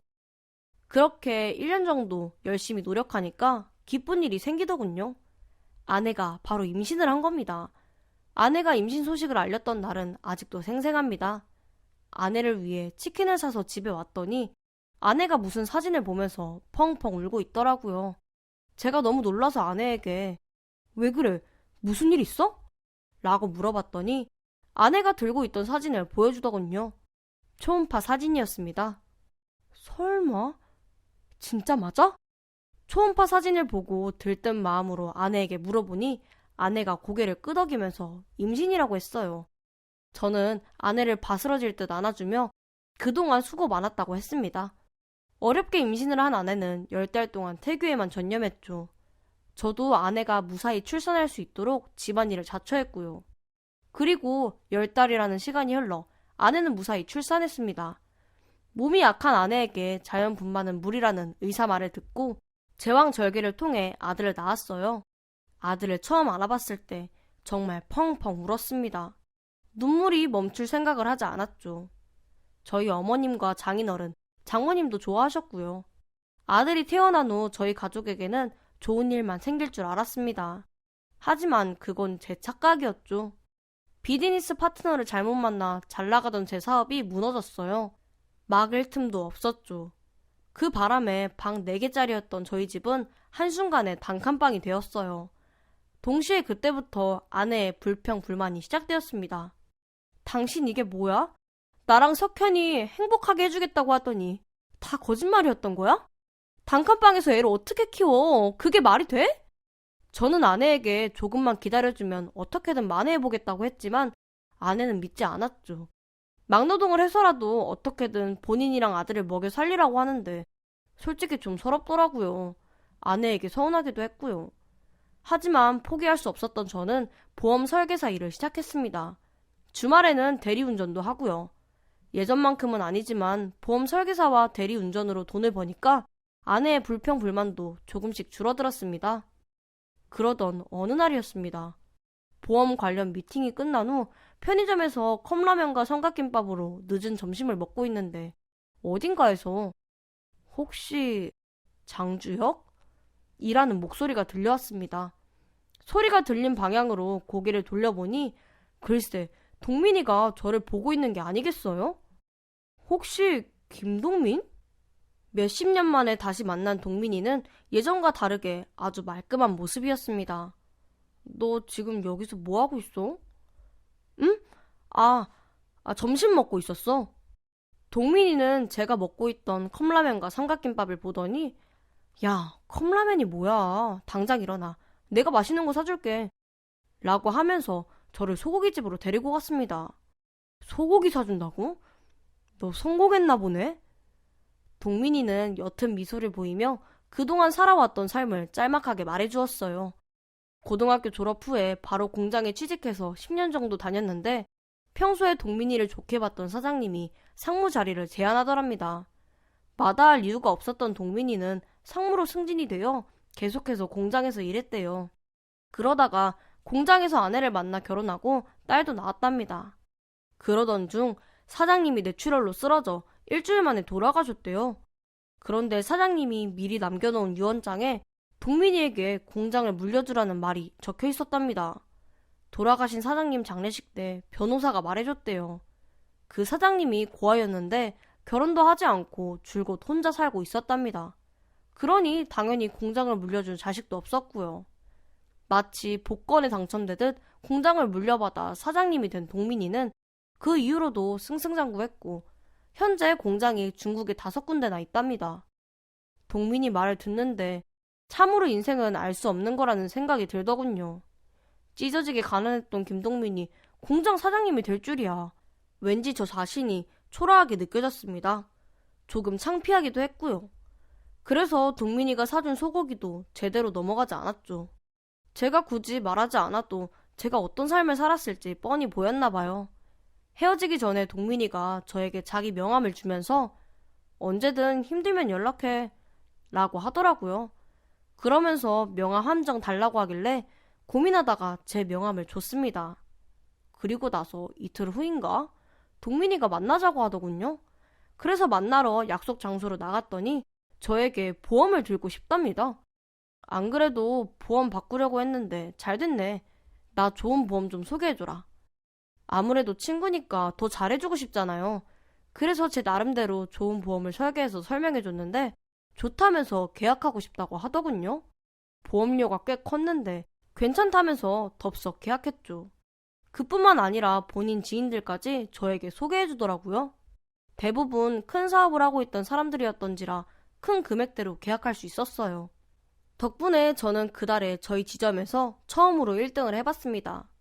처음에는 약간의 자격지심도 들었는데 오랜만에 만났는데도 저를 신경 써주는 동민이를 보니 고맙더라고요. 그래서 아내에게도 동민이를 소개해줬습니다. 미리 저에게 동민이가 어떤 친구인지 전해들은 아내는 저희 남편 앞으로도 잘 부탁드려요 라면서 감사의 인사를 전했어요. 그런 아내에게 동민이는 저야말로 앞으로 잘 부탁드립니다, 재수씨 라고 하면서 겸손한 모습을 보였고요. 이후 아내는 직접 담근 김치를 저를 통해서 동민이에게 자주 전달했습니다. 반찬도 손수 만들어서 전해줬고요. 동민이 역시 저와 제 아들에게 무척 잘했어요. 과일이나 소고기를 사다가 자주 주기도 했고 저희 아들에게 용돈도 많이 줬습니다. 시간이 흘렀음에도 아직도 저를 좋은 친구로 생각해주는 동민이에게 참으로 고마웠죠. 제가 동민이와 술 한잔 기울이면서 나 이사 가고 나서 너한테 연락하고 싶었는데 할 수가 없었어.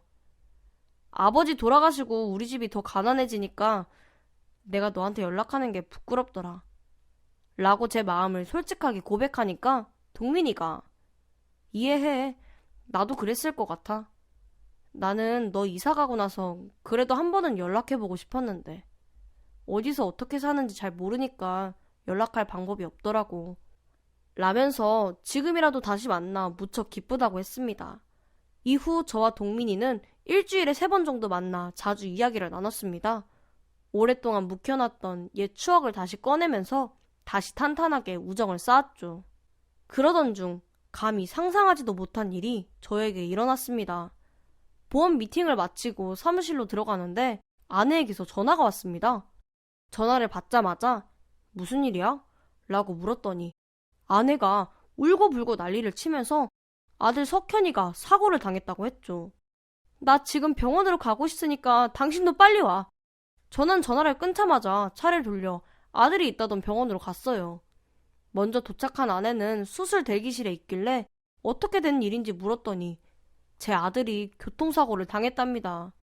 석현이가 친구 만난다고 나갔는데 1시간 후에 병원에서 전화가 왔어. 석현이가 교통사고를 당했다고. 그래서 당신한테 급히 전화하고 나도 이리로 온 거야. 저는 아내 옆에서 아들 수술이 끝날 때까지 기다렸어요. 7시간 후 수술을 마친 의사가 저희 부부에게 와서 수술이 잘 끝났으니 경과를 지켜보자고 했죠. 저희 부부는 불행 중 다행이라고 생각하며 한숨 돌렸어요. 하지만 회복할 줄 알았던 제 아들은 그대로 식물인간이 되었습니다. 수술을 진행했던 의사는 명확한 이유를 알 수 없다고 하면서 아들이 원래대로 돌아오지 못할 수도 있다고 말했죠. 그 말을 듣자마자 저희 부부는 주저앉아 오열했습니다. 눈에 넣어도 아프지 않을 제 자식이 식물인간이라니 도저히 믿을 수가 없었어요. 이후 일반 병실로 옮긴 아들을 마주했는데 그냥 자는 것 같았습니다. 금방이라도 일어날 것만 같았죠. 하지만 아들은 잠에서 일어나지 못했어요. 저와 아내가 흔들어서 깨워보려고 아무리 노력해도 소용없었습니다. 아들이 식물인간이 된 후 아내는 24시간 병원에만 있었어요. 저는 돈을 벌어야 했기에 병원과 집을 오고 갔죠. 아들이 하루아침에 식물인간이 된 저희 부부에게 세상은 너무나 가혹했습니다. 감당할 수 없는 병원비를 내야 했거든요. 저희 부부가 그동안 모아놓은 돈과 보험사에서 지급한 보험금이 있었지만 입원비도 다 낼 수 없을 만큼 턱없이 부족했죠. 그런 저희 부부에게 황금 동아줄이 내려왔습니다. 어느 날 동민이가 병원 앞이라면서 잠시 보자고 하더군요. 그래서 병원 지하에 있는 카페로 내려가 동민이를 만났어요. 너 얼굴이 말이 아니다. 밥은 잘 먹고 있는 거야? 지금 아들이 누워있는데 어떻게 밥이 목구멍으로 넘어가겠어. 우리 와이프는 가뜩이나 몸도 안 좋은데 큰일이다. 내가 병원에 있을 테니까 집으로 가라고 해도 말을 듣질 않아. 병원비는 감당할 수 있겠어? 저는 크게 한숨을 내쉬면서 모르겠어. 일단 대출 받아서 병원비 내고 있는데 대출도 하루 이틀이지. 차라리 내가 아팠으면 좋겠다. 라고 말했어요. 그랬더니 기다렸다는 듯이 동민이가 하얀색 봉투를 꺼내서 저에게 내밀더라고요. 봉투 안을 확인해봤는데 수표가 가득 들어있었습니다. 이게 뭐야? 뭐긴 뭐야, 돈이지. 그러니까 이 돈을 왜 나한테 주는 건데? 야, 친구 좋다는 게 뭐냐? 내가 힘들면 나한테 얘기하라고 했지. 나 네 전화 기다렸어. 근데 네가 전화 안 하더라고. 내심 서운했다. 저는 조용히 고개를 숙인 채 눈물을 떨궜습니다. 솔직히 몇 번이나 동민이에게 전화하려고 시도했어요. 동민이라면 흔쾌히 돈을 빌려줄 거라고 생각했고요. 하지만 못했습니다. 알량한 제 자존심이 허락하지 않더라고요. 너한테 손 벌리는 게 어렵더라고. 아무리 친구라도 해도 그렇지 어떻게 그렇게 큰 돈을 빌려달라고 해. 야, 지금 그런 게 중요해? 네 아들 살리는 게 더 중요하지. 돈은 걱정하지 말고 이제부터 너는 네 아들이랑 재수씨만 신경 써. 알겠지? 저는 서럽게 울면서 동민이에게 진심으로 고맙다고 했어요. 그랬더니 동민이가 눈시울을 붉히면서 이렇게라도 도움을 줄 수 있어서 다행이라고 하더라고요. 동민이가 빌려준 돈으로 아들 입원비를 해결한 것만으로도 만족스러운데 그 이후로도 동민이는 자주 저에게 돈을 빌려줬습니다. 갚지 않아도 된다고 하면서요. 심지어 아들 병실도 1인실로 옮겨줬어요. 매번 신세 지는 게 너무 미안해서 그만해도 된다고 했지만 동민이는 이렇게 하는 게 자신 마음도 편하다면서 사양하지 말라고 했죠. 동민이 말대로 아들을 살리는 게 먼저라는 생각에 고마운 마음으로 돈을 받았고 덕분에 병원비 걱정은 하지 않아도 되었어요. 그렇게 아들 병간호에만 몰두하며 살아가던 어느 날 1년 만에 기적이 찾아왔습니다. 아들이 의식을 되찾고 깨어난 겁니다. 아내에게서 아들이 깨어났다는 연락을 받고 불이 났게 병원으로 가보니 석현이가 눈을 뜨고 있더라고요. 제가 아들 이름을 부르면서 손을 잡았는데 석현이가 제 손을 움켜쥐었습니다. 저는 감격스러운 마음에 눈물을 흘렸고 아내 역시 오열할 듯 울었습니다. 아직도 저는 석현이가 눈을 뜨던 날을 잊을 수가 없습니다. 제 인생의 최고의 날이라고 이야기하고 싶어요. 석현이는 원체 건강했던 아이라 그런지 회복이 아주 빨랐어요. 의사 선생님도 기적에 가까운 일이라고 했죠.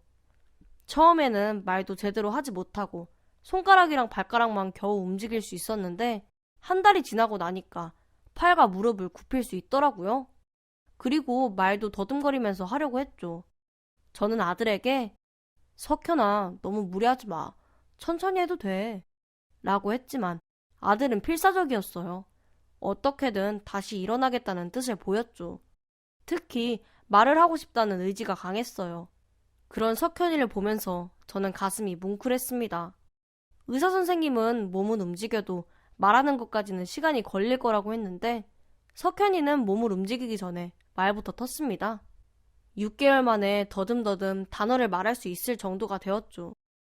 아들이 다시 엄마, 아빠 라고 말하니까 저는 정말 기뻤는데 어쩐지 아내 표정은 그리 밝지 않았습니다. 누가 봐도 근심 걱정이 많은 것 같았죠. 당신 무슨 일 있어? 요즘 얼굴이 안 좋아 보여. 어? 아니야. 요즘 피곤해서 그런가 봐. 당연하지. 당신 석현이 간호하면서 무리했어. 오늘은 내가 있을 테니까 당신은 집에 들어가서 쉬어. 아내는 싫다고 석현이 곁을 지키겠다고 했지만 저는 억지로 아내를 집으로 보냈습니다.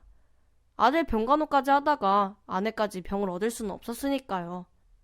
아내를 보내고 아들과 단둘이 남은 저는 정성을 다해 물을 적신 수건으로 아들을 닦아준 후 잠자리에 누웠습니다.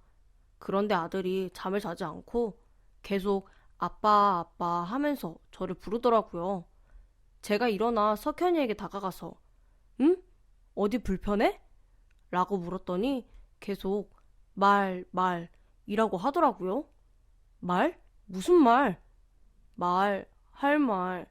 아, 우리 석현이 아빠한테 할 말 있구나. 석현이는 천천히 고개를 끄덕였습니다.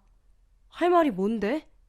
그러자 석현이가 더듬더듬 엄마랑 동민 아저씨 안 돼. 라고 했어요. 엄마랑 동민 아저씨가 안 된다고? 석현이는 저에게 무언가를 말하고 싶어 했는데 말이 제대로 나오지 않아서 알아듣기 어렵더라고요. 그랬더니 아들이 답답했는지 눈물까지 흘리더라고요. 미안해 석현아. 아빠가 제대로 못 알아듣는 거야. 네 잘못이 아니야. 석현이는 크게 숨을 고른 후 나중에 라고 말했습니다. 저는 그 말을 듣고 그래, 우리 나중에 이야기하자 라고 대답한 후 석현이가 잠들 때까지 지켜봤죠. 이후 석현이는 6개월 동안 재활훈련에 매진해서 스스로 휠체어를 끌 수 있을 정도까지 되었습니다. 예전만큼은 아니지만 문장으로 말을 할 수도 있었고요. 그러던 중 아내가 잠시 자리를 비운 사이에 석현이가 하고 싶은 말이 있다고 하더군요. 무슨 할 말인데? 제 물음에 석현이는 엄마랑 동민 아저씨가 아빠 속였어 라고 말했습니다. 그게 무슨 소리야? 아빠를 속였다니? 엄마 동민 아저씨랑 바람났어. 엄마랑 동민 아저씨 바람났다고? 석현이가 강하게 고개를 끄덕였어요. 그게 무슨 말이야 석현아. 엄마랑 동민이가 바람이 났다니. 석현이는 눈물을 흘리며 그동안 저에게 하고 싶었던 말을 하기 시작했죠.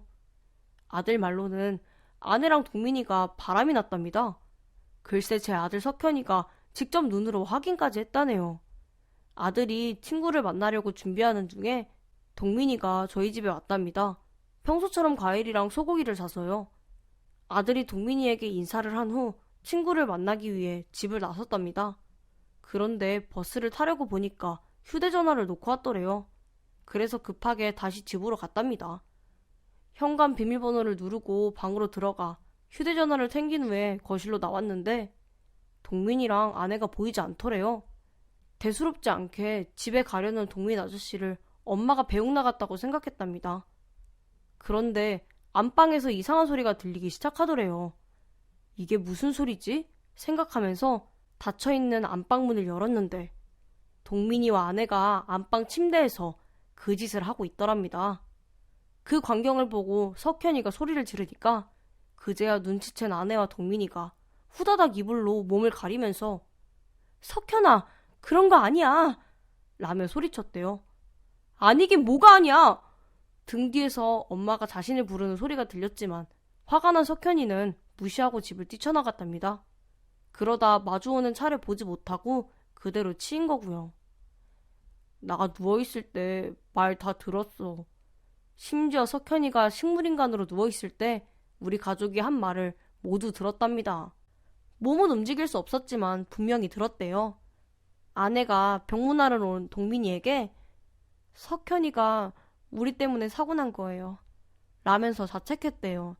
그런데 동민이가 아내에게 그건 사고야. 우리 때문 아니라고. 그리고 엄밀히 따지자면 그 시간에 다시 집으로 온 네 아들 잘못이야. 라고 했답니다. 더 끔찍한 것은 아들이 누워있는 병실에서도 두 사람이 계속해서 밀회를 즐겼다는 겁니다. 아들이 다 듣고 있는 줄은 꿈에도 모른 채 말이에요. 그뿐만이 아니라 처음 눈을 떴을 때 아들 의식이 돌아왔다는 것을 알게 된 아내가 석현이 귀에다가 아빠한테는 절대 말하면 안 돼, 석현아? 라고 말했답니다. 제가 그게 정말이냐고 물었더니 석현이가 제가 읽어준 책이 무엇인지 말해주더라고요. 제가 가끔 병실을 지킬 때 책을 읽어줬었거든요. 그러면 환자 의식이 더 빨리 돌아올 수도 있다는 말을 들어서요. 엄청난 사실을 알았는데 가만히 있을 수 있나요? 저는 동민이와 아내를 병원으로 불렀습니다. 병실에서 이야기하면 아들이 충격받을까봐 병원 근처 공터에서 만났어요. 저는 두 사람에게 아들에게 들은 사실을 전하면서 내가 들은 게 전부 사실이야? 라고 물었죠. 사실이라고 인정한 아내는 무릎을 꿇고 눈물을 흘리면서 저와 석현이에게 미안하다고 했어요. 그랬더니 옆에 서있던 동민이가 아내에게 미안하긴 뭐가 미안해. 지금까지 저 자식 때문에 고생한 거에 비하면 아무것도 아니야. 라고 하더군요. 저는 그런 동민이의 멱살을 잡고 네가 어떻게 이래? 어떻게 이렇게 날 배신해? 라고 소리쳤어요. 그러자 동민이가 어이없다는 듯이 웃으면서 내가 지금까지 병원비 대준 건 기억 안 나? 솔직히 나 때문에 네 아들 의식 돌아온 거야. 내 돈 아니었으면 네 아들 이미 죽었어. 라고 하는 게 아니겠어요? 그래서 내 마누라 꼬드겼냐? 내 마누라 때문에 그동안 병원비 대준 거야? 당연하지. 솔직히 수희씨 아니면 내가 그렇게 큰 돈을 너한테 주겠어? 수희씨 고생할까봐 그런 거지. 아내는 울면서 동민이에게 제발 그만하라고 했지만 동민이는 멈추지 않았습니다. 너도 인정해. 수희씨 행복하게 해줄 수 있는 사람 나야. 네 아들 살린 것도 나고. 그러니까 지금이라도 수희씨 나한테 보내. 네가 그동안 고생시킨 수희씨에게 미안하다면 나한테 보내라고. 아무 말도 할 수가 없더군요. 저는 동민이 멱살을 잡고 있던 손을 내려놓고 털썩 주저앉았습니다. 그러자 아내가 저에게 기어와 제 손을 잡고 미안하다면서 한 번만 용서해달라고 하더군요. 저는 눈물을 흘리면서 그런 아내에게 이혼하자고 했습니다. 이제라도 보내줄 테니까 잘 먹고 잘 살라고요. 그랬더니 아내가 난 이혼할 생각 없어. 그니까 나 한 번만 봐줘 여보. 라고 하더군요. 그 말을 듣자마자 동민이가 버럭 화를 내면서 그게 무슨 소리야. 저 자식이랑 이혼하고 나랑 살겠다고 했잖아. 라고 했어요. 그러자 아내가 그건 석현이 사고 나기 전이지. 나 때문에 우리 아들 저렇게 됐는데 나 하나 행복하자고 남편이랑 자식 버려? 그렇겐 못해. 라고 하더군요. 동민이는 아내에게 네 남편이 이혼해준다고 하잖아. 이혼하고 나한테 와. 내가 석현이도 잘 키울게. 라고 했지만 아내는 저를 붙잡고 이혼할 수 없다며 매달렸어요. 하지만 아들에게 모든 사실을 들은 후부터 이미 이혼을 결심했던 저는 소송을 하더라도 이혼을 하겠다고 했습니다. 석현이도 내가 키울 거라고 하면서요. 이후 아내가 병실로 들어오지 못하도록 막았습니다. 집에도 들어오지 못하도록 하고요. 그리고 더는 동민이에게 신세지고 싶지 않아서 작은 병원으로 옮겼어요. 재활 치료를 하려면 돈이 더 필요했지만 제가 버는 돈으로 충분히 해결할 수 있었어요. 아내는 병원과 집에 수시로 찾아와 용서해달라고 했지만 저도 석현이도 아내를 만나지 않았어요. 석현이는 아예 죽을 때까지 보고 싶지 않다고 못을 박았습니다. 아들에게 외면받은 것이 충격이었던지 이혼할 수 없다던 아내가 합의 이혼해주겠다고 하더라고요. 그래서 아내와 깔끔하게 합의 이혼했습니다. 동민이는 어쨌냐고요? 바로 상간남 소송 들어갔습니다. 소송 후에 증거를 모아 제출했더니 인정이 되었죠. 소송에서 승소하기까지 4개월 정도 걸렸는데 결국 잘 마무리됐습니다. 소송에서 패소한 동민이는 저에게 막대한 위자료를 지급해야 했죠. 아내와 이혼 후에 저는 아들과 단둘이 살고 있습니다. 다행히 아들은 점차 몸을 회복하고 있어요. 요즘은 목발을 짚고 걷기도 합니다. 말도 지금은 잘 하고 있고요. 아내가 저와 이혼하고 나서 동민이랑 살 줄 알았는데 아닌 것 같더라고요. 동민이가 가끔 저에게 술 먹고 전화해서 저 때문에 아내가 떠났다고 말하는 걸 보면요. 아내도 가끔 저에게 전화해서 석현이 안부를 묻는데 더는 신경 쓰지 말라고 했습니다. 엄마도 아닌 사람이 왜 내 아들 안부를 묻느냐고 했죠. 그랬더니 울면서 미안하다고 하더라고요. 지금은 아내와 동민이에게서 전화가 오지 않고 있습니다. 이렇게 이야기를 하고 나니 마음이 조금 편안해지네요. 비록 좋지 않은 일을 연달아 겪었지만 아들이 무사한 것만으로 만족합니다. 저는 앞으로도 아들이 건강을 완벽히 회복할 수 있도록 최선을 다하려고 합니다. 이제는 홀로 아들을 키워나가지만 이혼한 아내보다 더 좋은 엄마가 될 거라고 자신합니다. 여러분도 저를 응원해주세요. 안녕하세요. 저는 올해 30대 후반인 여자입니다. 저랑 남편은 동갑내기 부부로 결혼한 지 이제 7년이에요. 5살짜리 아들이 하나 있고요. 저희 부부는 취미생활을 하다가 처음 만났어요. 제가 손으로 만드는 걸 워낙 좋아해서 주말마다 공방에 가서 캔들이나 방향제 등을 만들곤 했어요. 그러다가 제 친구가 도자기 한번 만들어보는 게 어떠냐고 해서 바로 도자기를 만들러 공방에 갔죠. 그리고 그곳에서 저희 남편을 만나게 됐습니다. 남편은 꽤 수준급이었어요. 알고 보니 도자기를 만든 지 1년 정도 됐더라고요. 취미생활을 마음껏 할 수 있는 공방도 따로 마련해두고 있었고요. 그래서 남편한테 실례가 되지 않으면 공방에 놀러 가고 싶다고 했어요. 그랬더니 남편이 흔쾌히 놀러 오라고 하더라고요. 저는 바로 남편과 연락처를 주고받고 일주일 후에 남편 공방으로 놀러 갔어요. 거기서 같이 도자기를 만들면서 즐거운 시간을 보냈죠. 그렇게 한 2달 정도는 매일 주말마다 남편 공방에 놀러 갔어요. 그러니까 바꿔 말하면 남편을 주말마다 만난 거죠. 남녀가 자주 만나는데 어떻게 연애 감정이 생기지 않을 수 있겠어요. 어느 날 남편이 좋아한다고 고백을 하더라고요. 저 역시도 남편을 좋아하고 있었기에 마음을 표현했죠. 그 이후 저희는 연애를 시작했어요. 평범하지만 행복한 연애였죠. 그러다가 만난 지 2년 후에 남편이 프로포즈해서 결혼을 하게 됐습니다. 결혼을 약속하고 나서 처음으로 예비 시부모님에게 인사를 드리러 갔어요. 한정식 집으로 갔는데 시어머니가 한복을 입고 계셨어요. 예비 시어머니가 너무 갇혀서 입고 계시니까 더 부담되고 긴장이 되더라고요. 그런데 알고 보니까 예비 시어머니가 한복집을 운영하고 계셔서 평소에도 한복을 즐겨 입는다고 하더라고요. 한복집을 운영한다고 해서 그런지 예비 시어머니는 굉장히 우아하고 기품 있는 분이셨어요. 첫인상이 약간 차가워 보였는데 막상 대화를 나눠보니까 아주 따뜻한 분이셨고요. 나중에 상견례를 하고 나서 저희 엄마도 예비 시어머니가 참 멋진 분인 것 같다고 말씀하셨죠.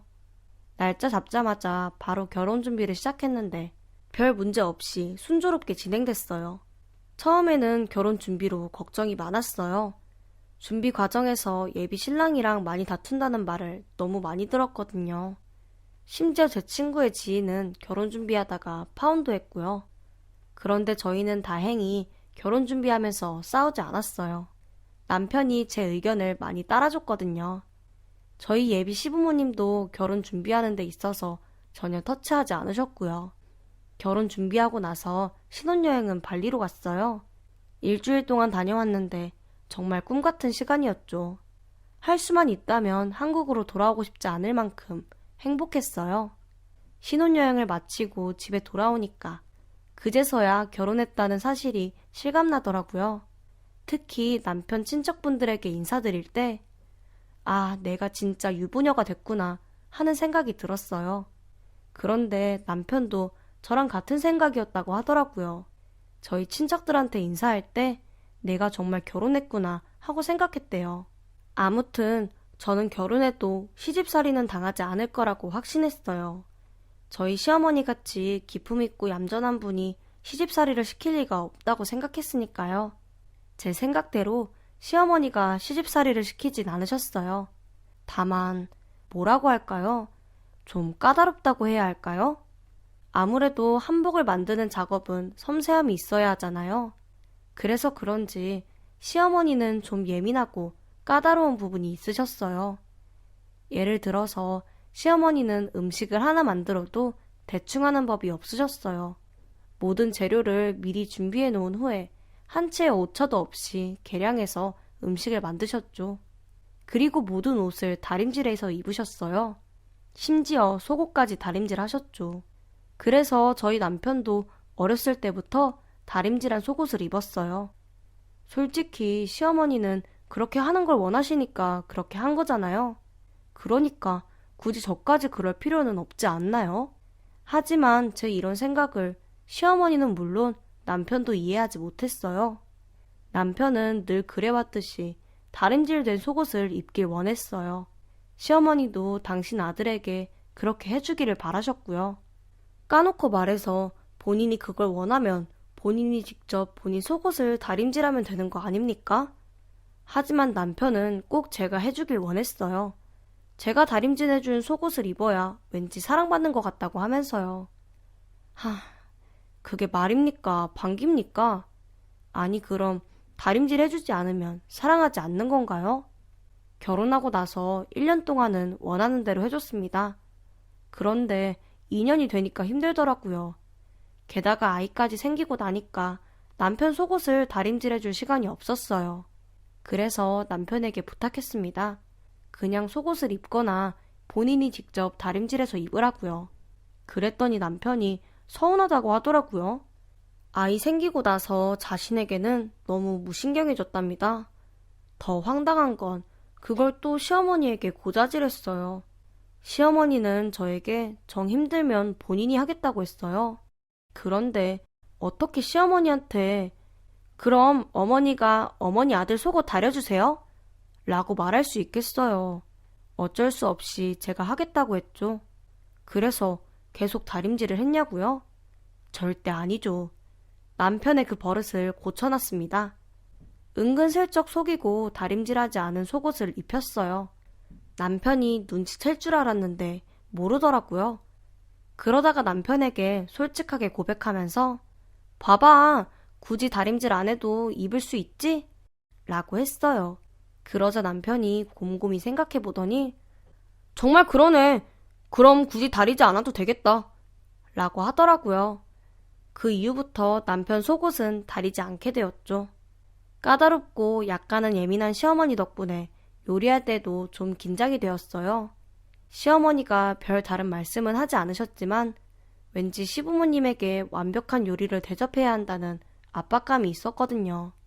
다행히 남편이 까탈스러운 입맛은 아니라서 제가 해주는 음식은 다 맛있다고 했어요.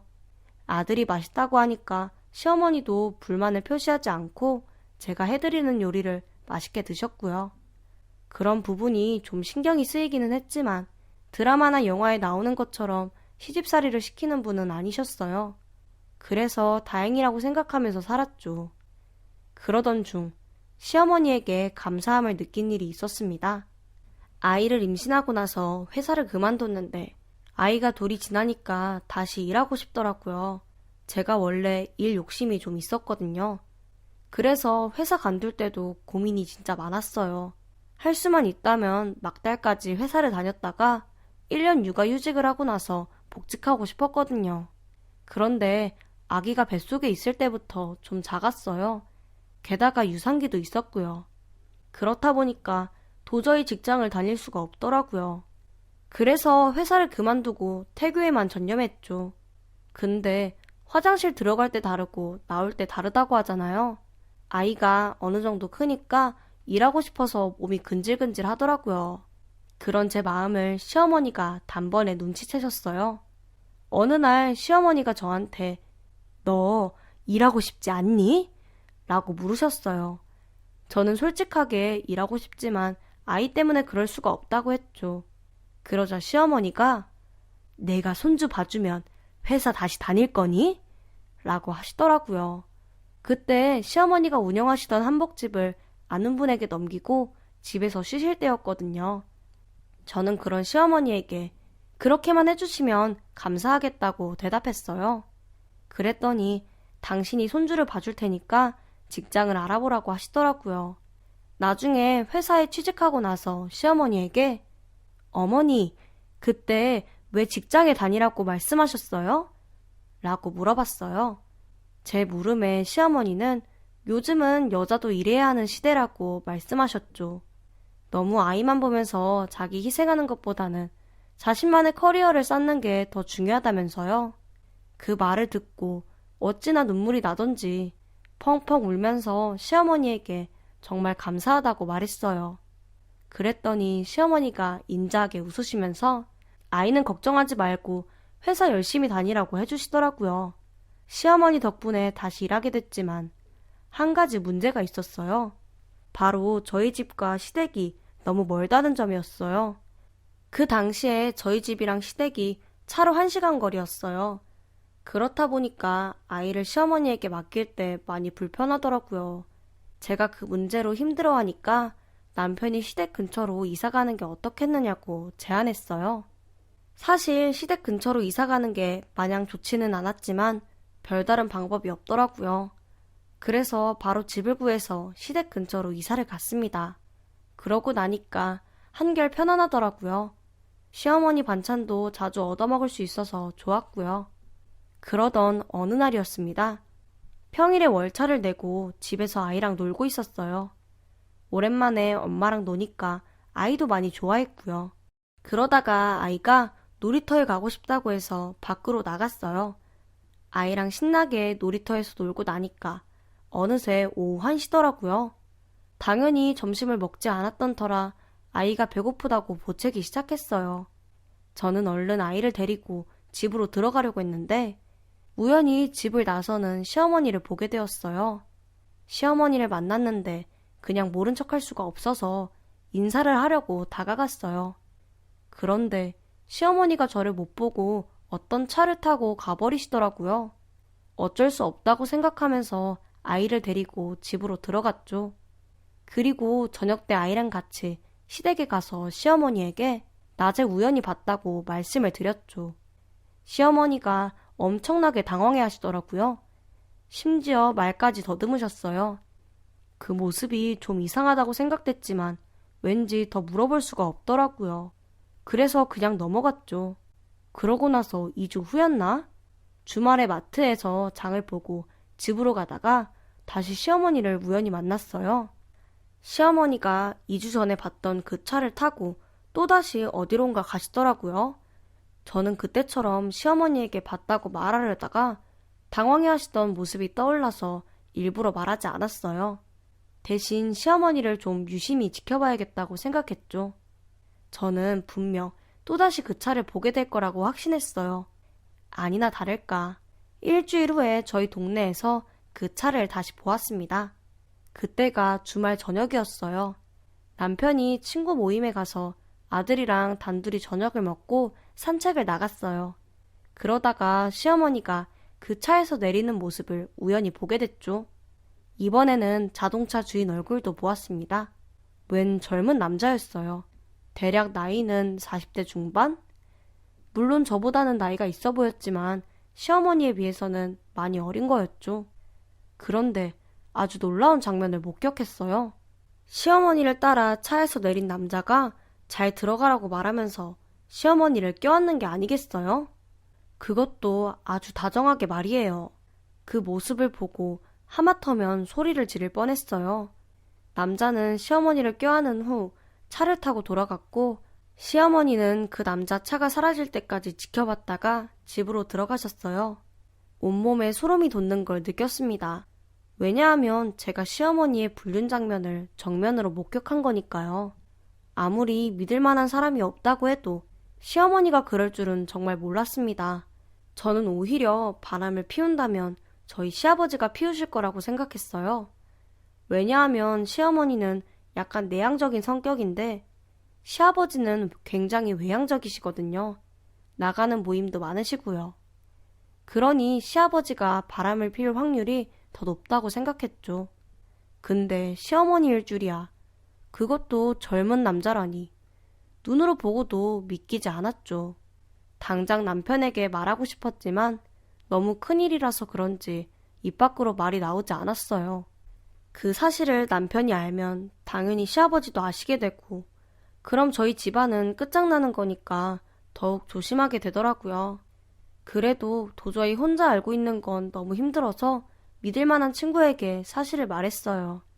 그랬더니 친구가 저한테 너 괜히 확실한 증거도 없이 말했다가는 오히려 네가 거짓말쟁이가 될 수도 있어 라고 하더라고요. 그 말을 듣고 제가 그게 무슨 말이냐고 했더니 시어머니가 기를 쓰고 자신은 불륜을 저지르지 않았다고 할 게 뻔하답니다. 그러니 일단은 상황을 지켜보면서 확실한 증거를 모으는 게 중요하대요. 그래야 나중에 모든 사실이 드러났을 때 제가 거짓말쟁이가 되지 않을 수 있답니다. 친구 말을 듣고 보니 일리가 있더라고요. 그래서 친구 말대로 상황을 지켜보면서 확실한 증거를 모으기로 했어요. 그러고 나서 한 달 동안은 잠잠했습니다. 시어머니가 손주를 보시느라 외출할 시간이 없으셔서 그런 것 같았죠. 그러다가 2달 조금 안 됐을 때였나? 제가 그때도 월차를 내고 아이를 봤는데 왠지 시어머니가 그 남자를 만날 것 같더라고요. 그래서 일찌감치 아이를 데리고 놀이터에 나가서 놀고 있었죠. 역시나 제 생각은 틀림이 없었습니다. 우아하게 한복을 차려입은 시어머니가 그 남자의 에스코트를 받으면서 차에 올라타셨어요. 그리고 사라지셨죠. 저는 일단 제 핸드폰 카메라로 그 모습을 찍어놨습니다. 나중에 모든 사실이 탄로났을 때 증거로 쓰려고요. 그런데 문득 계속 이렇게 손 놓고 보고만 있어도 되는 건가 하는 생각이 들었어요. 왠지 시어머니의 불륜을 방관하는 것 같아서 죄책감이 들었거든요. 저는 일주일 동안 그 문제에 대해 고민했고 시어머니에게 그 남자를 그만 만나라고 말하기로 권력 내렸어요. 시아버지와 남편이 모두 있는 주말보다는 평일에 가서 말하는 게 더 나을 것 같아서 월차를 썼습니다. 그리고 큰 소리가 날 것을 대비해서 잠시 아이를 친정엄마에게 맡긴 후에 저 혼자서 시댁으로 갔어요. 저 혼자 시댁에 가니까 시어머니가 아이는 어디에 있는지 물어보시더라고요.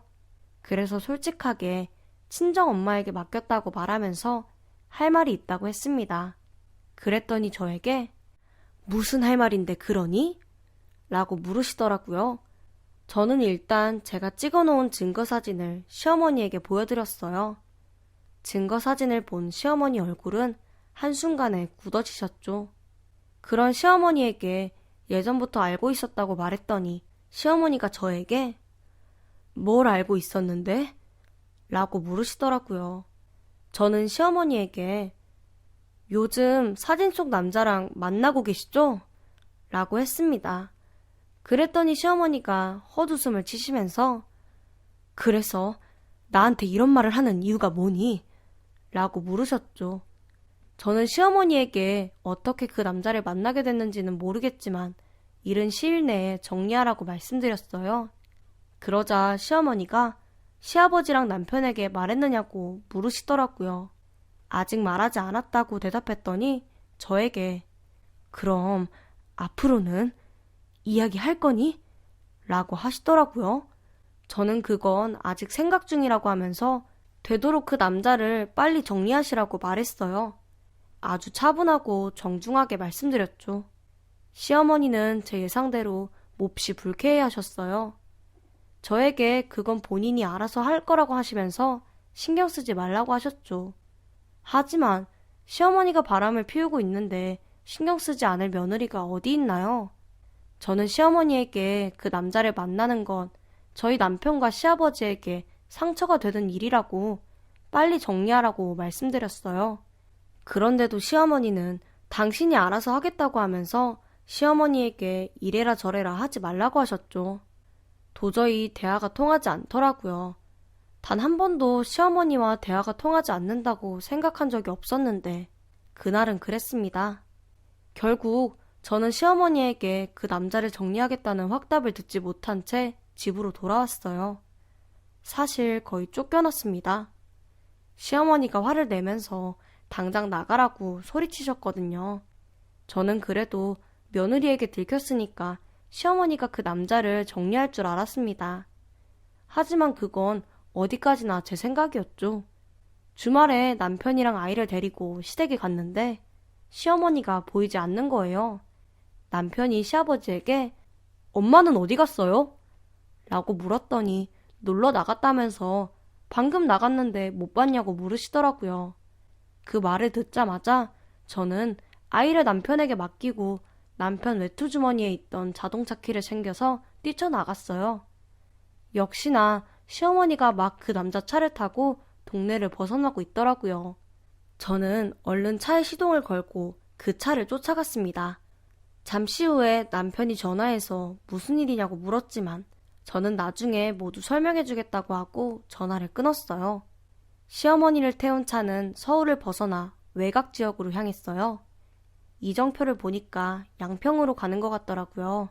저는 놓치지 않도록 긴장하면서 바짝 그 차를 따라갔죠. 그 남자의 차는 한적한 카페에 멈춰섰어요. 저는 두 사람이 카페로 들어가는 걸 확인하고 나서 차를 주차하고 따라서 카페 안으로 들어갔죠. 다행히 카페 안에 사람이 제법 있어서 들킬 염려는 없었어요. 저는 적당한 자리에 앉아서 두 사람을 지켜봤습니다. 남자는 계속해서 따뜻한 눈길로 시어머니를 보았어요. 심지어 손까지 잡았죠. 하지만 어쩐지 시어머니 표정은 좋지 않았어요. 저는 일단 그 모습을 모두 휴대폰으로 찍어놨습니다. 그리고 계속 지켜봤죠. 한 30분 정도 됐나? 그 남자가 시어머니한테 오늘 자고 갈 거냐고 묻더라고요. 그러자 시어머니가 그럴 수는 없다고 저녁에 들어가 봐야 한다고 했어요. 그랬더니 남자가 보채면서 자고 가자고 하는 겁니다. 남자의 말에 마음이 흔들렸는지 시아버지에게 한번 물어본다고 하는 게 아니겠어요? 도저히 그냥 지켜볼 수가 없겠더라고요. 저는 자리에서 벌떡 일어나 시어머니랑 그 남자가 앉아있는 자리로 걸어갔습니다. 그리고 시어머니를 향해 어머니, 진짜 이러실 거예요? 라고 소리쳤어요. 저를 발견한 시어머니는 기함하면서 네가 왜 여기에 있어? 라고 소리치셨어요. 저는 그런 시어머니에게 제가 이 남자 정리하라고 말씀드렸잖아요. 근데 왜 아직도 정리 안 하고 계신 거예요? 라고 물었어요. 그러자 시어머니가 그런 게 아니라고 일단 자신의 말을 들어보라고 하는 겁니다. 저는 시어머니 말을 무시한 채 당장 이 사실을 남편과 시아버지에게 알리겠다고 했어요. 그런데 그때 상황을 지켜보고 있던 그 남자가 시어머니한테 어머니, 저분은 누구세요? 라고 하는 겁니다. 그 말을 듣는 순간 제가 너무 놀라서 어머니요? 그게 무슨 말이에요? 라고 물어봤어요. 그랬더니 시어머니가 울음을 터뜨리시면서 사실 내 아들이야 라고 하시더군요. 너무 충격적이어서 말이 나오지 않았습니다. 시어머니는 그런 제 마음을 아는지 모르는지 계속해서 눈물을 흘리시면서 그동안 숨기고 있었던 진실을 말하기 시작하셨어요. 시어머니가 시아버지와 결혼하기 전에 만나던 남자가 있었답니다. 결혼을 약속했는데 집안 반대 때문에 결혼할 수가 없었대요. 그러던 중 시어머니가 임신을 했고 만나던 남자에게 그 사실을 알렸답니다. 그런데 남자가 갑자기 태도를 바꾸더니 헤어지자고 했대요. 시어머니는 붙잡았지만 남자는 그런 어머니를 매정하게 버리고 잠수를 탔답니다. 결국 시어머니는 혼자 아이를 낳았대요. 어떻게 해서든 혼자서 아이를 키우고 싶었는데 부모님이 어떻게 여자 혼자서 아이를 키우냐고 하면서 시어머니 몰래 아이를 보육원에 보냈답니다. 뒤늦게 그 사실을 알게 된 시어머니가 아이를 찾아오고 싶었지만 부모님이 절대 알려주지 않았대요. 그러다가 시간이 흘러서 시어머니와 시아버지가 만나게 되신 겁니다. 시어머니는 시아버지에게 자신에게 아이가 있다는 걸 말하려고 했대요. 그런데 부모님이 그 사실을 절대 말하지 말라고 했답니다. 심지어 어머니는 사실을 말하면 죽겠다고까지 했대요. 부모님 때문에 시어머니는 진실을 말하지 못하고 시아버지와 결혼을 했고 저희 남편을 낳은 겁니다. 그렇게 점차 보육원으로 보내진 아이의 존재를 잊고 살았는데 6개월 전에 그 아이가 자신을 찾아왔대요. 알고 보니까 시어머니 부모님이 그 보육원에 매달 후원을 하고 있었다나 봐요. 아무래도 손자를 버린 죄책감이었던 것 같아요. 그래서 시어머니 아들이 보육원을 통해서 본인의 외할아버지, 외할머니의 존재를 알게 됐대요. 이후에 심부름 센서를 통해서 시어머니가 어디에 살고 있는지도 알아냈고요. 46년이란 세월이 흐른 후에야 만나게 된 아들을 모른 척 할 수 없어서 그동안 시어머니가 그 아들을 만나고 있었던 겁니다. 그러다가 만나는 장면을 저에게 들킨 거고요. 제가 시어머니에게 모든 사실을 듣고 왜 처음부터 사실을 말하지 않았느냐고 물었더니 진실을 말할 자신이 없었대요. 그래서 오늘 아들을 만나서 그만 찾아오라고 말하려고 했답니다. 그런데 결국 양평 카페까지 따라온 저에게 발각되고 만 거예요. 시어머니의 아들, 그러니까 제 남편의 이부 형제는 시어머니의 말을 모두 듣더니 저에게 베이기 시작했어요. 자기 어머니는 아무 잘못 없다고, 멋대로 찾아온 자기가 잘못이라면서 제발 시아버지와 남편에게 말하지 말아달라고 했습니다. 시어머니는 그런 아들을 보면서 아니라며 아이를 버린 자신의 잘못이라며 눈물을 흘리셨고요. 난감했습니다. 솔직하게 말하자면 오히려 시어머니 불륜이 더 나았어요. 그러면 시어머니에게 화를 낼 수 있겠는데 진실을 알고 나니까 도저히 화를 낼 수가 없겠더라고요. 더욱이 남편과 시아버지에게 말할 수도 없었고요. 그래서 일단 집으로 돌아왔습니다. 집에서 아들과 함께 저를 기다리고 있던 남편이 도대체 어디를 갔다 온 거냐고 너무 걱정했다고 화를 냈지만 남편에게 사실을 말할 수가 없었어요. 그런데 아들과 헤어지고 나서 집으로 돌아온 시어머니가 저희 부부를 집으로 부르시더라고요. 다시 시댁으로 갔더니 시어머니가 시아버지와 남편에게 할 말이 있다고 하면서 그동안 감추고 있었던 진실을 모두 고백하셨어요. 당연히 시아버지와 남편은 큰 충격에 빠졌습니다. 시아버지는 이건 사기 결혼이라고 도저히 용서할 수가 없다고 화를 내셨어요. 남편은 너무 경악스러웠는지 멍한 얼굴로 앉아있다가 조용히 집으로 돌아갔고요. 저는 일단 남편을 쫓아서 집으로 갔어요. 그리고 이미 알고 있었다고 솔직하게 말했죠. 제가 갑자기 사라진 이유에 대해서도 모두 말했습니다. 미안하다는 말과 함께요.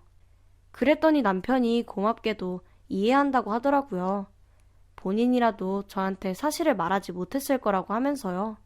시어머니의 숨겨진 아들이 어찌됐든 남편의 형인지라 신경이 쓰이는 건 사실이었어요. 그래서 남편에게 혹시 만나고 싶은지 물어봤죠.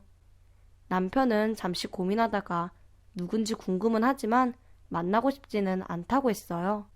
차라리 만나지 않는 게 더 나을 것 같다면서요. 시아버지는 시어머니에게 이혼을 요구했습니다. 조용히 짐 싸서 몸만 나가라고 하셨죠. 시어머니는 미안하다고 한 번만 봐달라고 했지만 이미 굳게 닫혀버린 시아버지의 마음을 돌릴 수 없었습니다.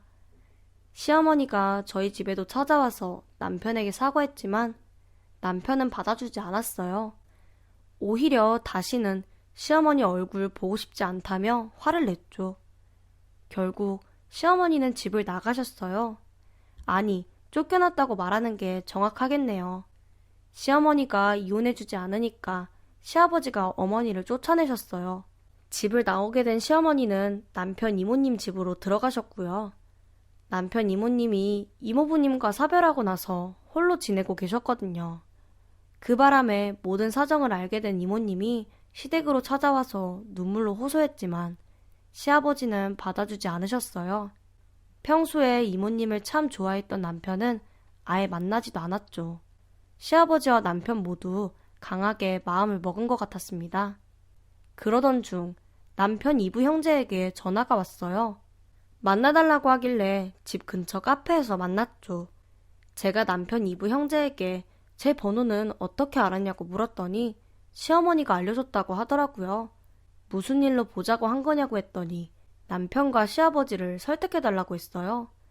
본인이 직접 나서서 설득하고 싶었는데 시어머니가 말렸다고 하면서요. 남편 이부 형제는 자신이 죽을 때까지 어머니 앞에 나타나지 않을 거라고 했어요. 그러니까 남편과 시아버지가 다시 시어머니를 받아줄 수 있도록 도와달라고요. 오랜 세월 동안 시어머니가 시아버지와 남편을 속인 건 분명한 잘못이라고 생각해요. 당연히 결혼 전에 모든 사실을 시아버지에게 말했어야 했고요. 그래서 솔직하게 시어머니가 잘못한 일이기 때문에 설득할 수 없다고 말했습니다. 시어머니를 받아들이고 받아들이지 않고는 언제까지나 시아버지와 남편의 선택이라고요. 남편 이부 형제는 제 말을 이해했는지 알겠다고 하더군요. 그리고 남편 이부 형제에게 어머니를 만나는 건 당연한 권리이니 만나고 싶을 때 언제든지 만나도 된다고, 그러니 이번 일로 괜히 미안해하지 않아도 된다고 말했어요. 제 말에 남편 이부 형제가 그렇게 말해줘서 고맙다고 하더라고요. 이부 형제를 만난 것에 대해 남편에게 따로 이야기하지 않았습니다. 말할까 말까 고민했는데 말하지 않는 게 남편에게 더 좋을 것 같더라고요. 그 이후에 시부모님은 이혼하셨습니다. 시어머니는 이혼하고 나서 이모님과 함께 지내고 있고요. 저는 가끔씩 시어머니에게 전화해서 안부 인사를 드리고 있어요. 시어머니는 연락하지 않아도 된다고 말씀하셨지만 저를 위해서 기꺼이 손주를 봐주셨던 시어머니에게 항상 고마운 마음을 가지고 있어요. 그래서 전화를 드리고 있습니다. 시어머니와 남편 이부 형제는 자주 만나고 있는 것 같았어요. 남편도 그 사실을 아는 것 같았고요. 그렇지만 따로 내색은 하지 않더라고요. 경악스럽고 충격적인 진실을 가족들이 알게 되고 평화로웠던 집안은 풍비박산 났습니다. 저는 할 수 있는 게 아무것도 없다는 사실에 그저 안타까워만 하고 있고요. 그저 시간이 흘러서 시아버지와 남편 마음이 좀 누그러지기를 바랄 뿐입니다. 물론 제 욕심일지도 모르겠지만요. 제 긴 이야기를 끝까지 들어주셔서 감사합니다. 오늘의 사연에 여러분의 소중한 댓글 기다리면서 구독, 좋아요, 공유는 물론 알람 설정도 부탁드립니다. 그럼 오늘도 함께 읽어주셔서 감사합니다.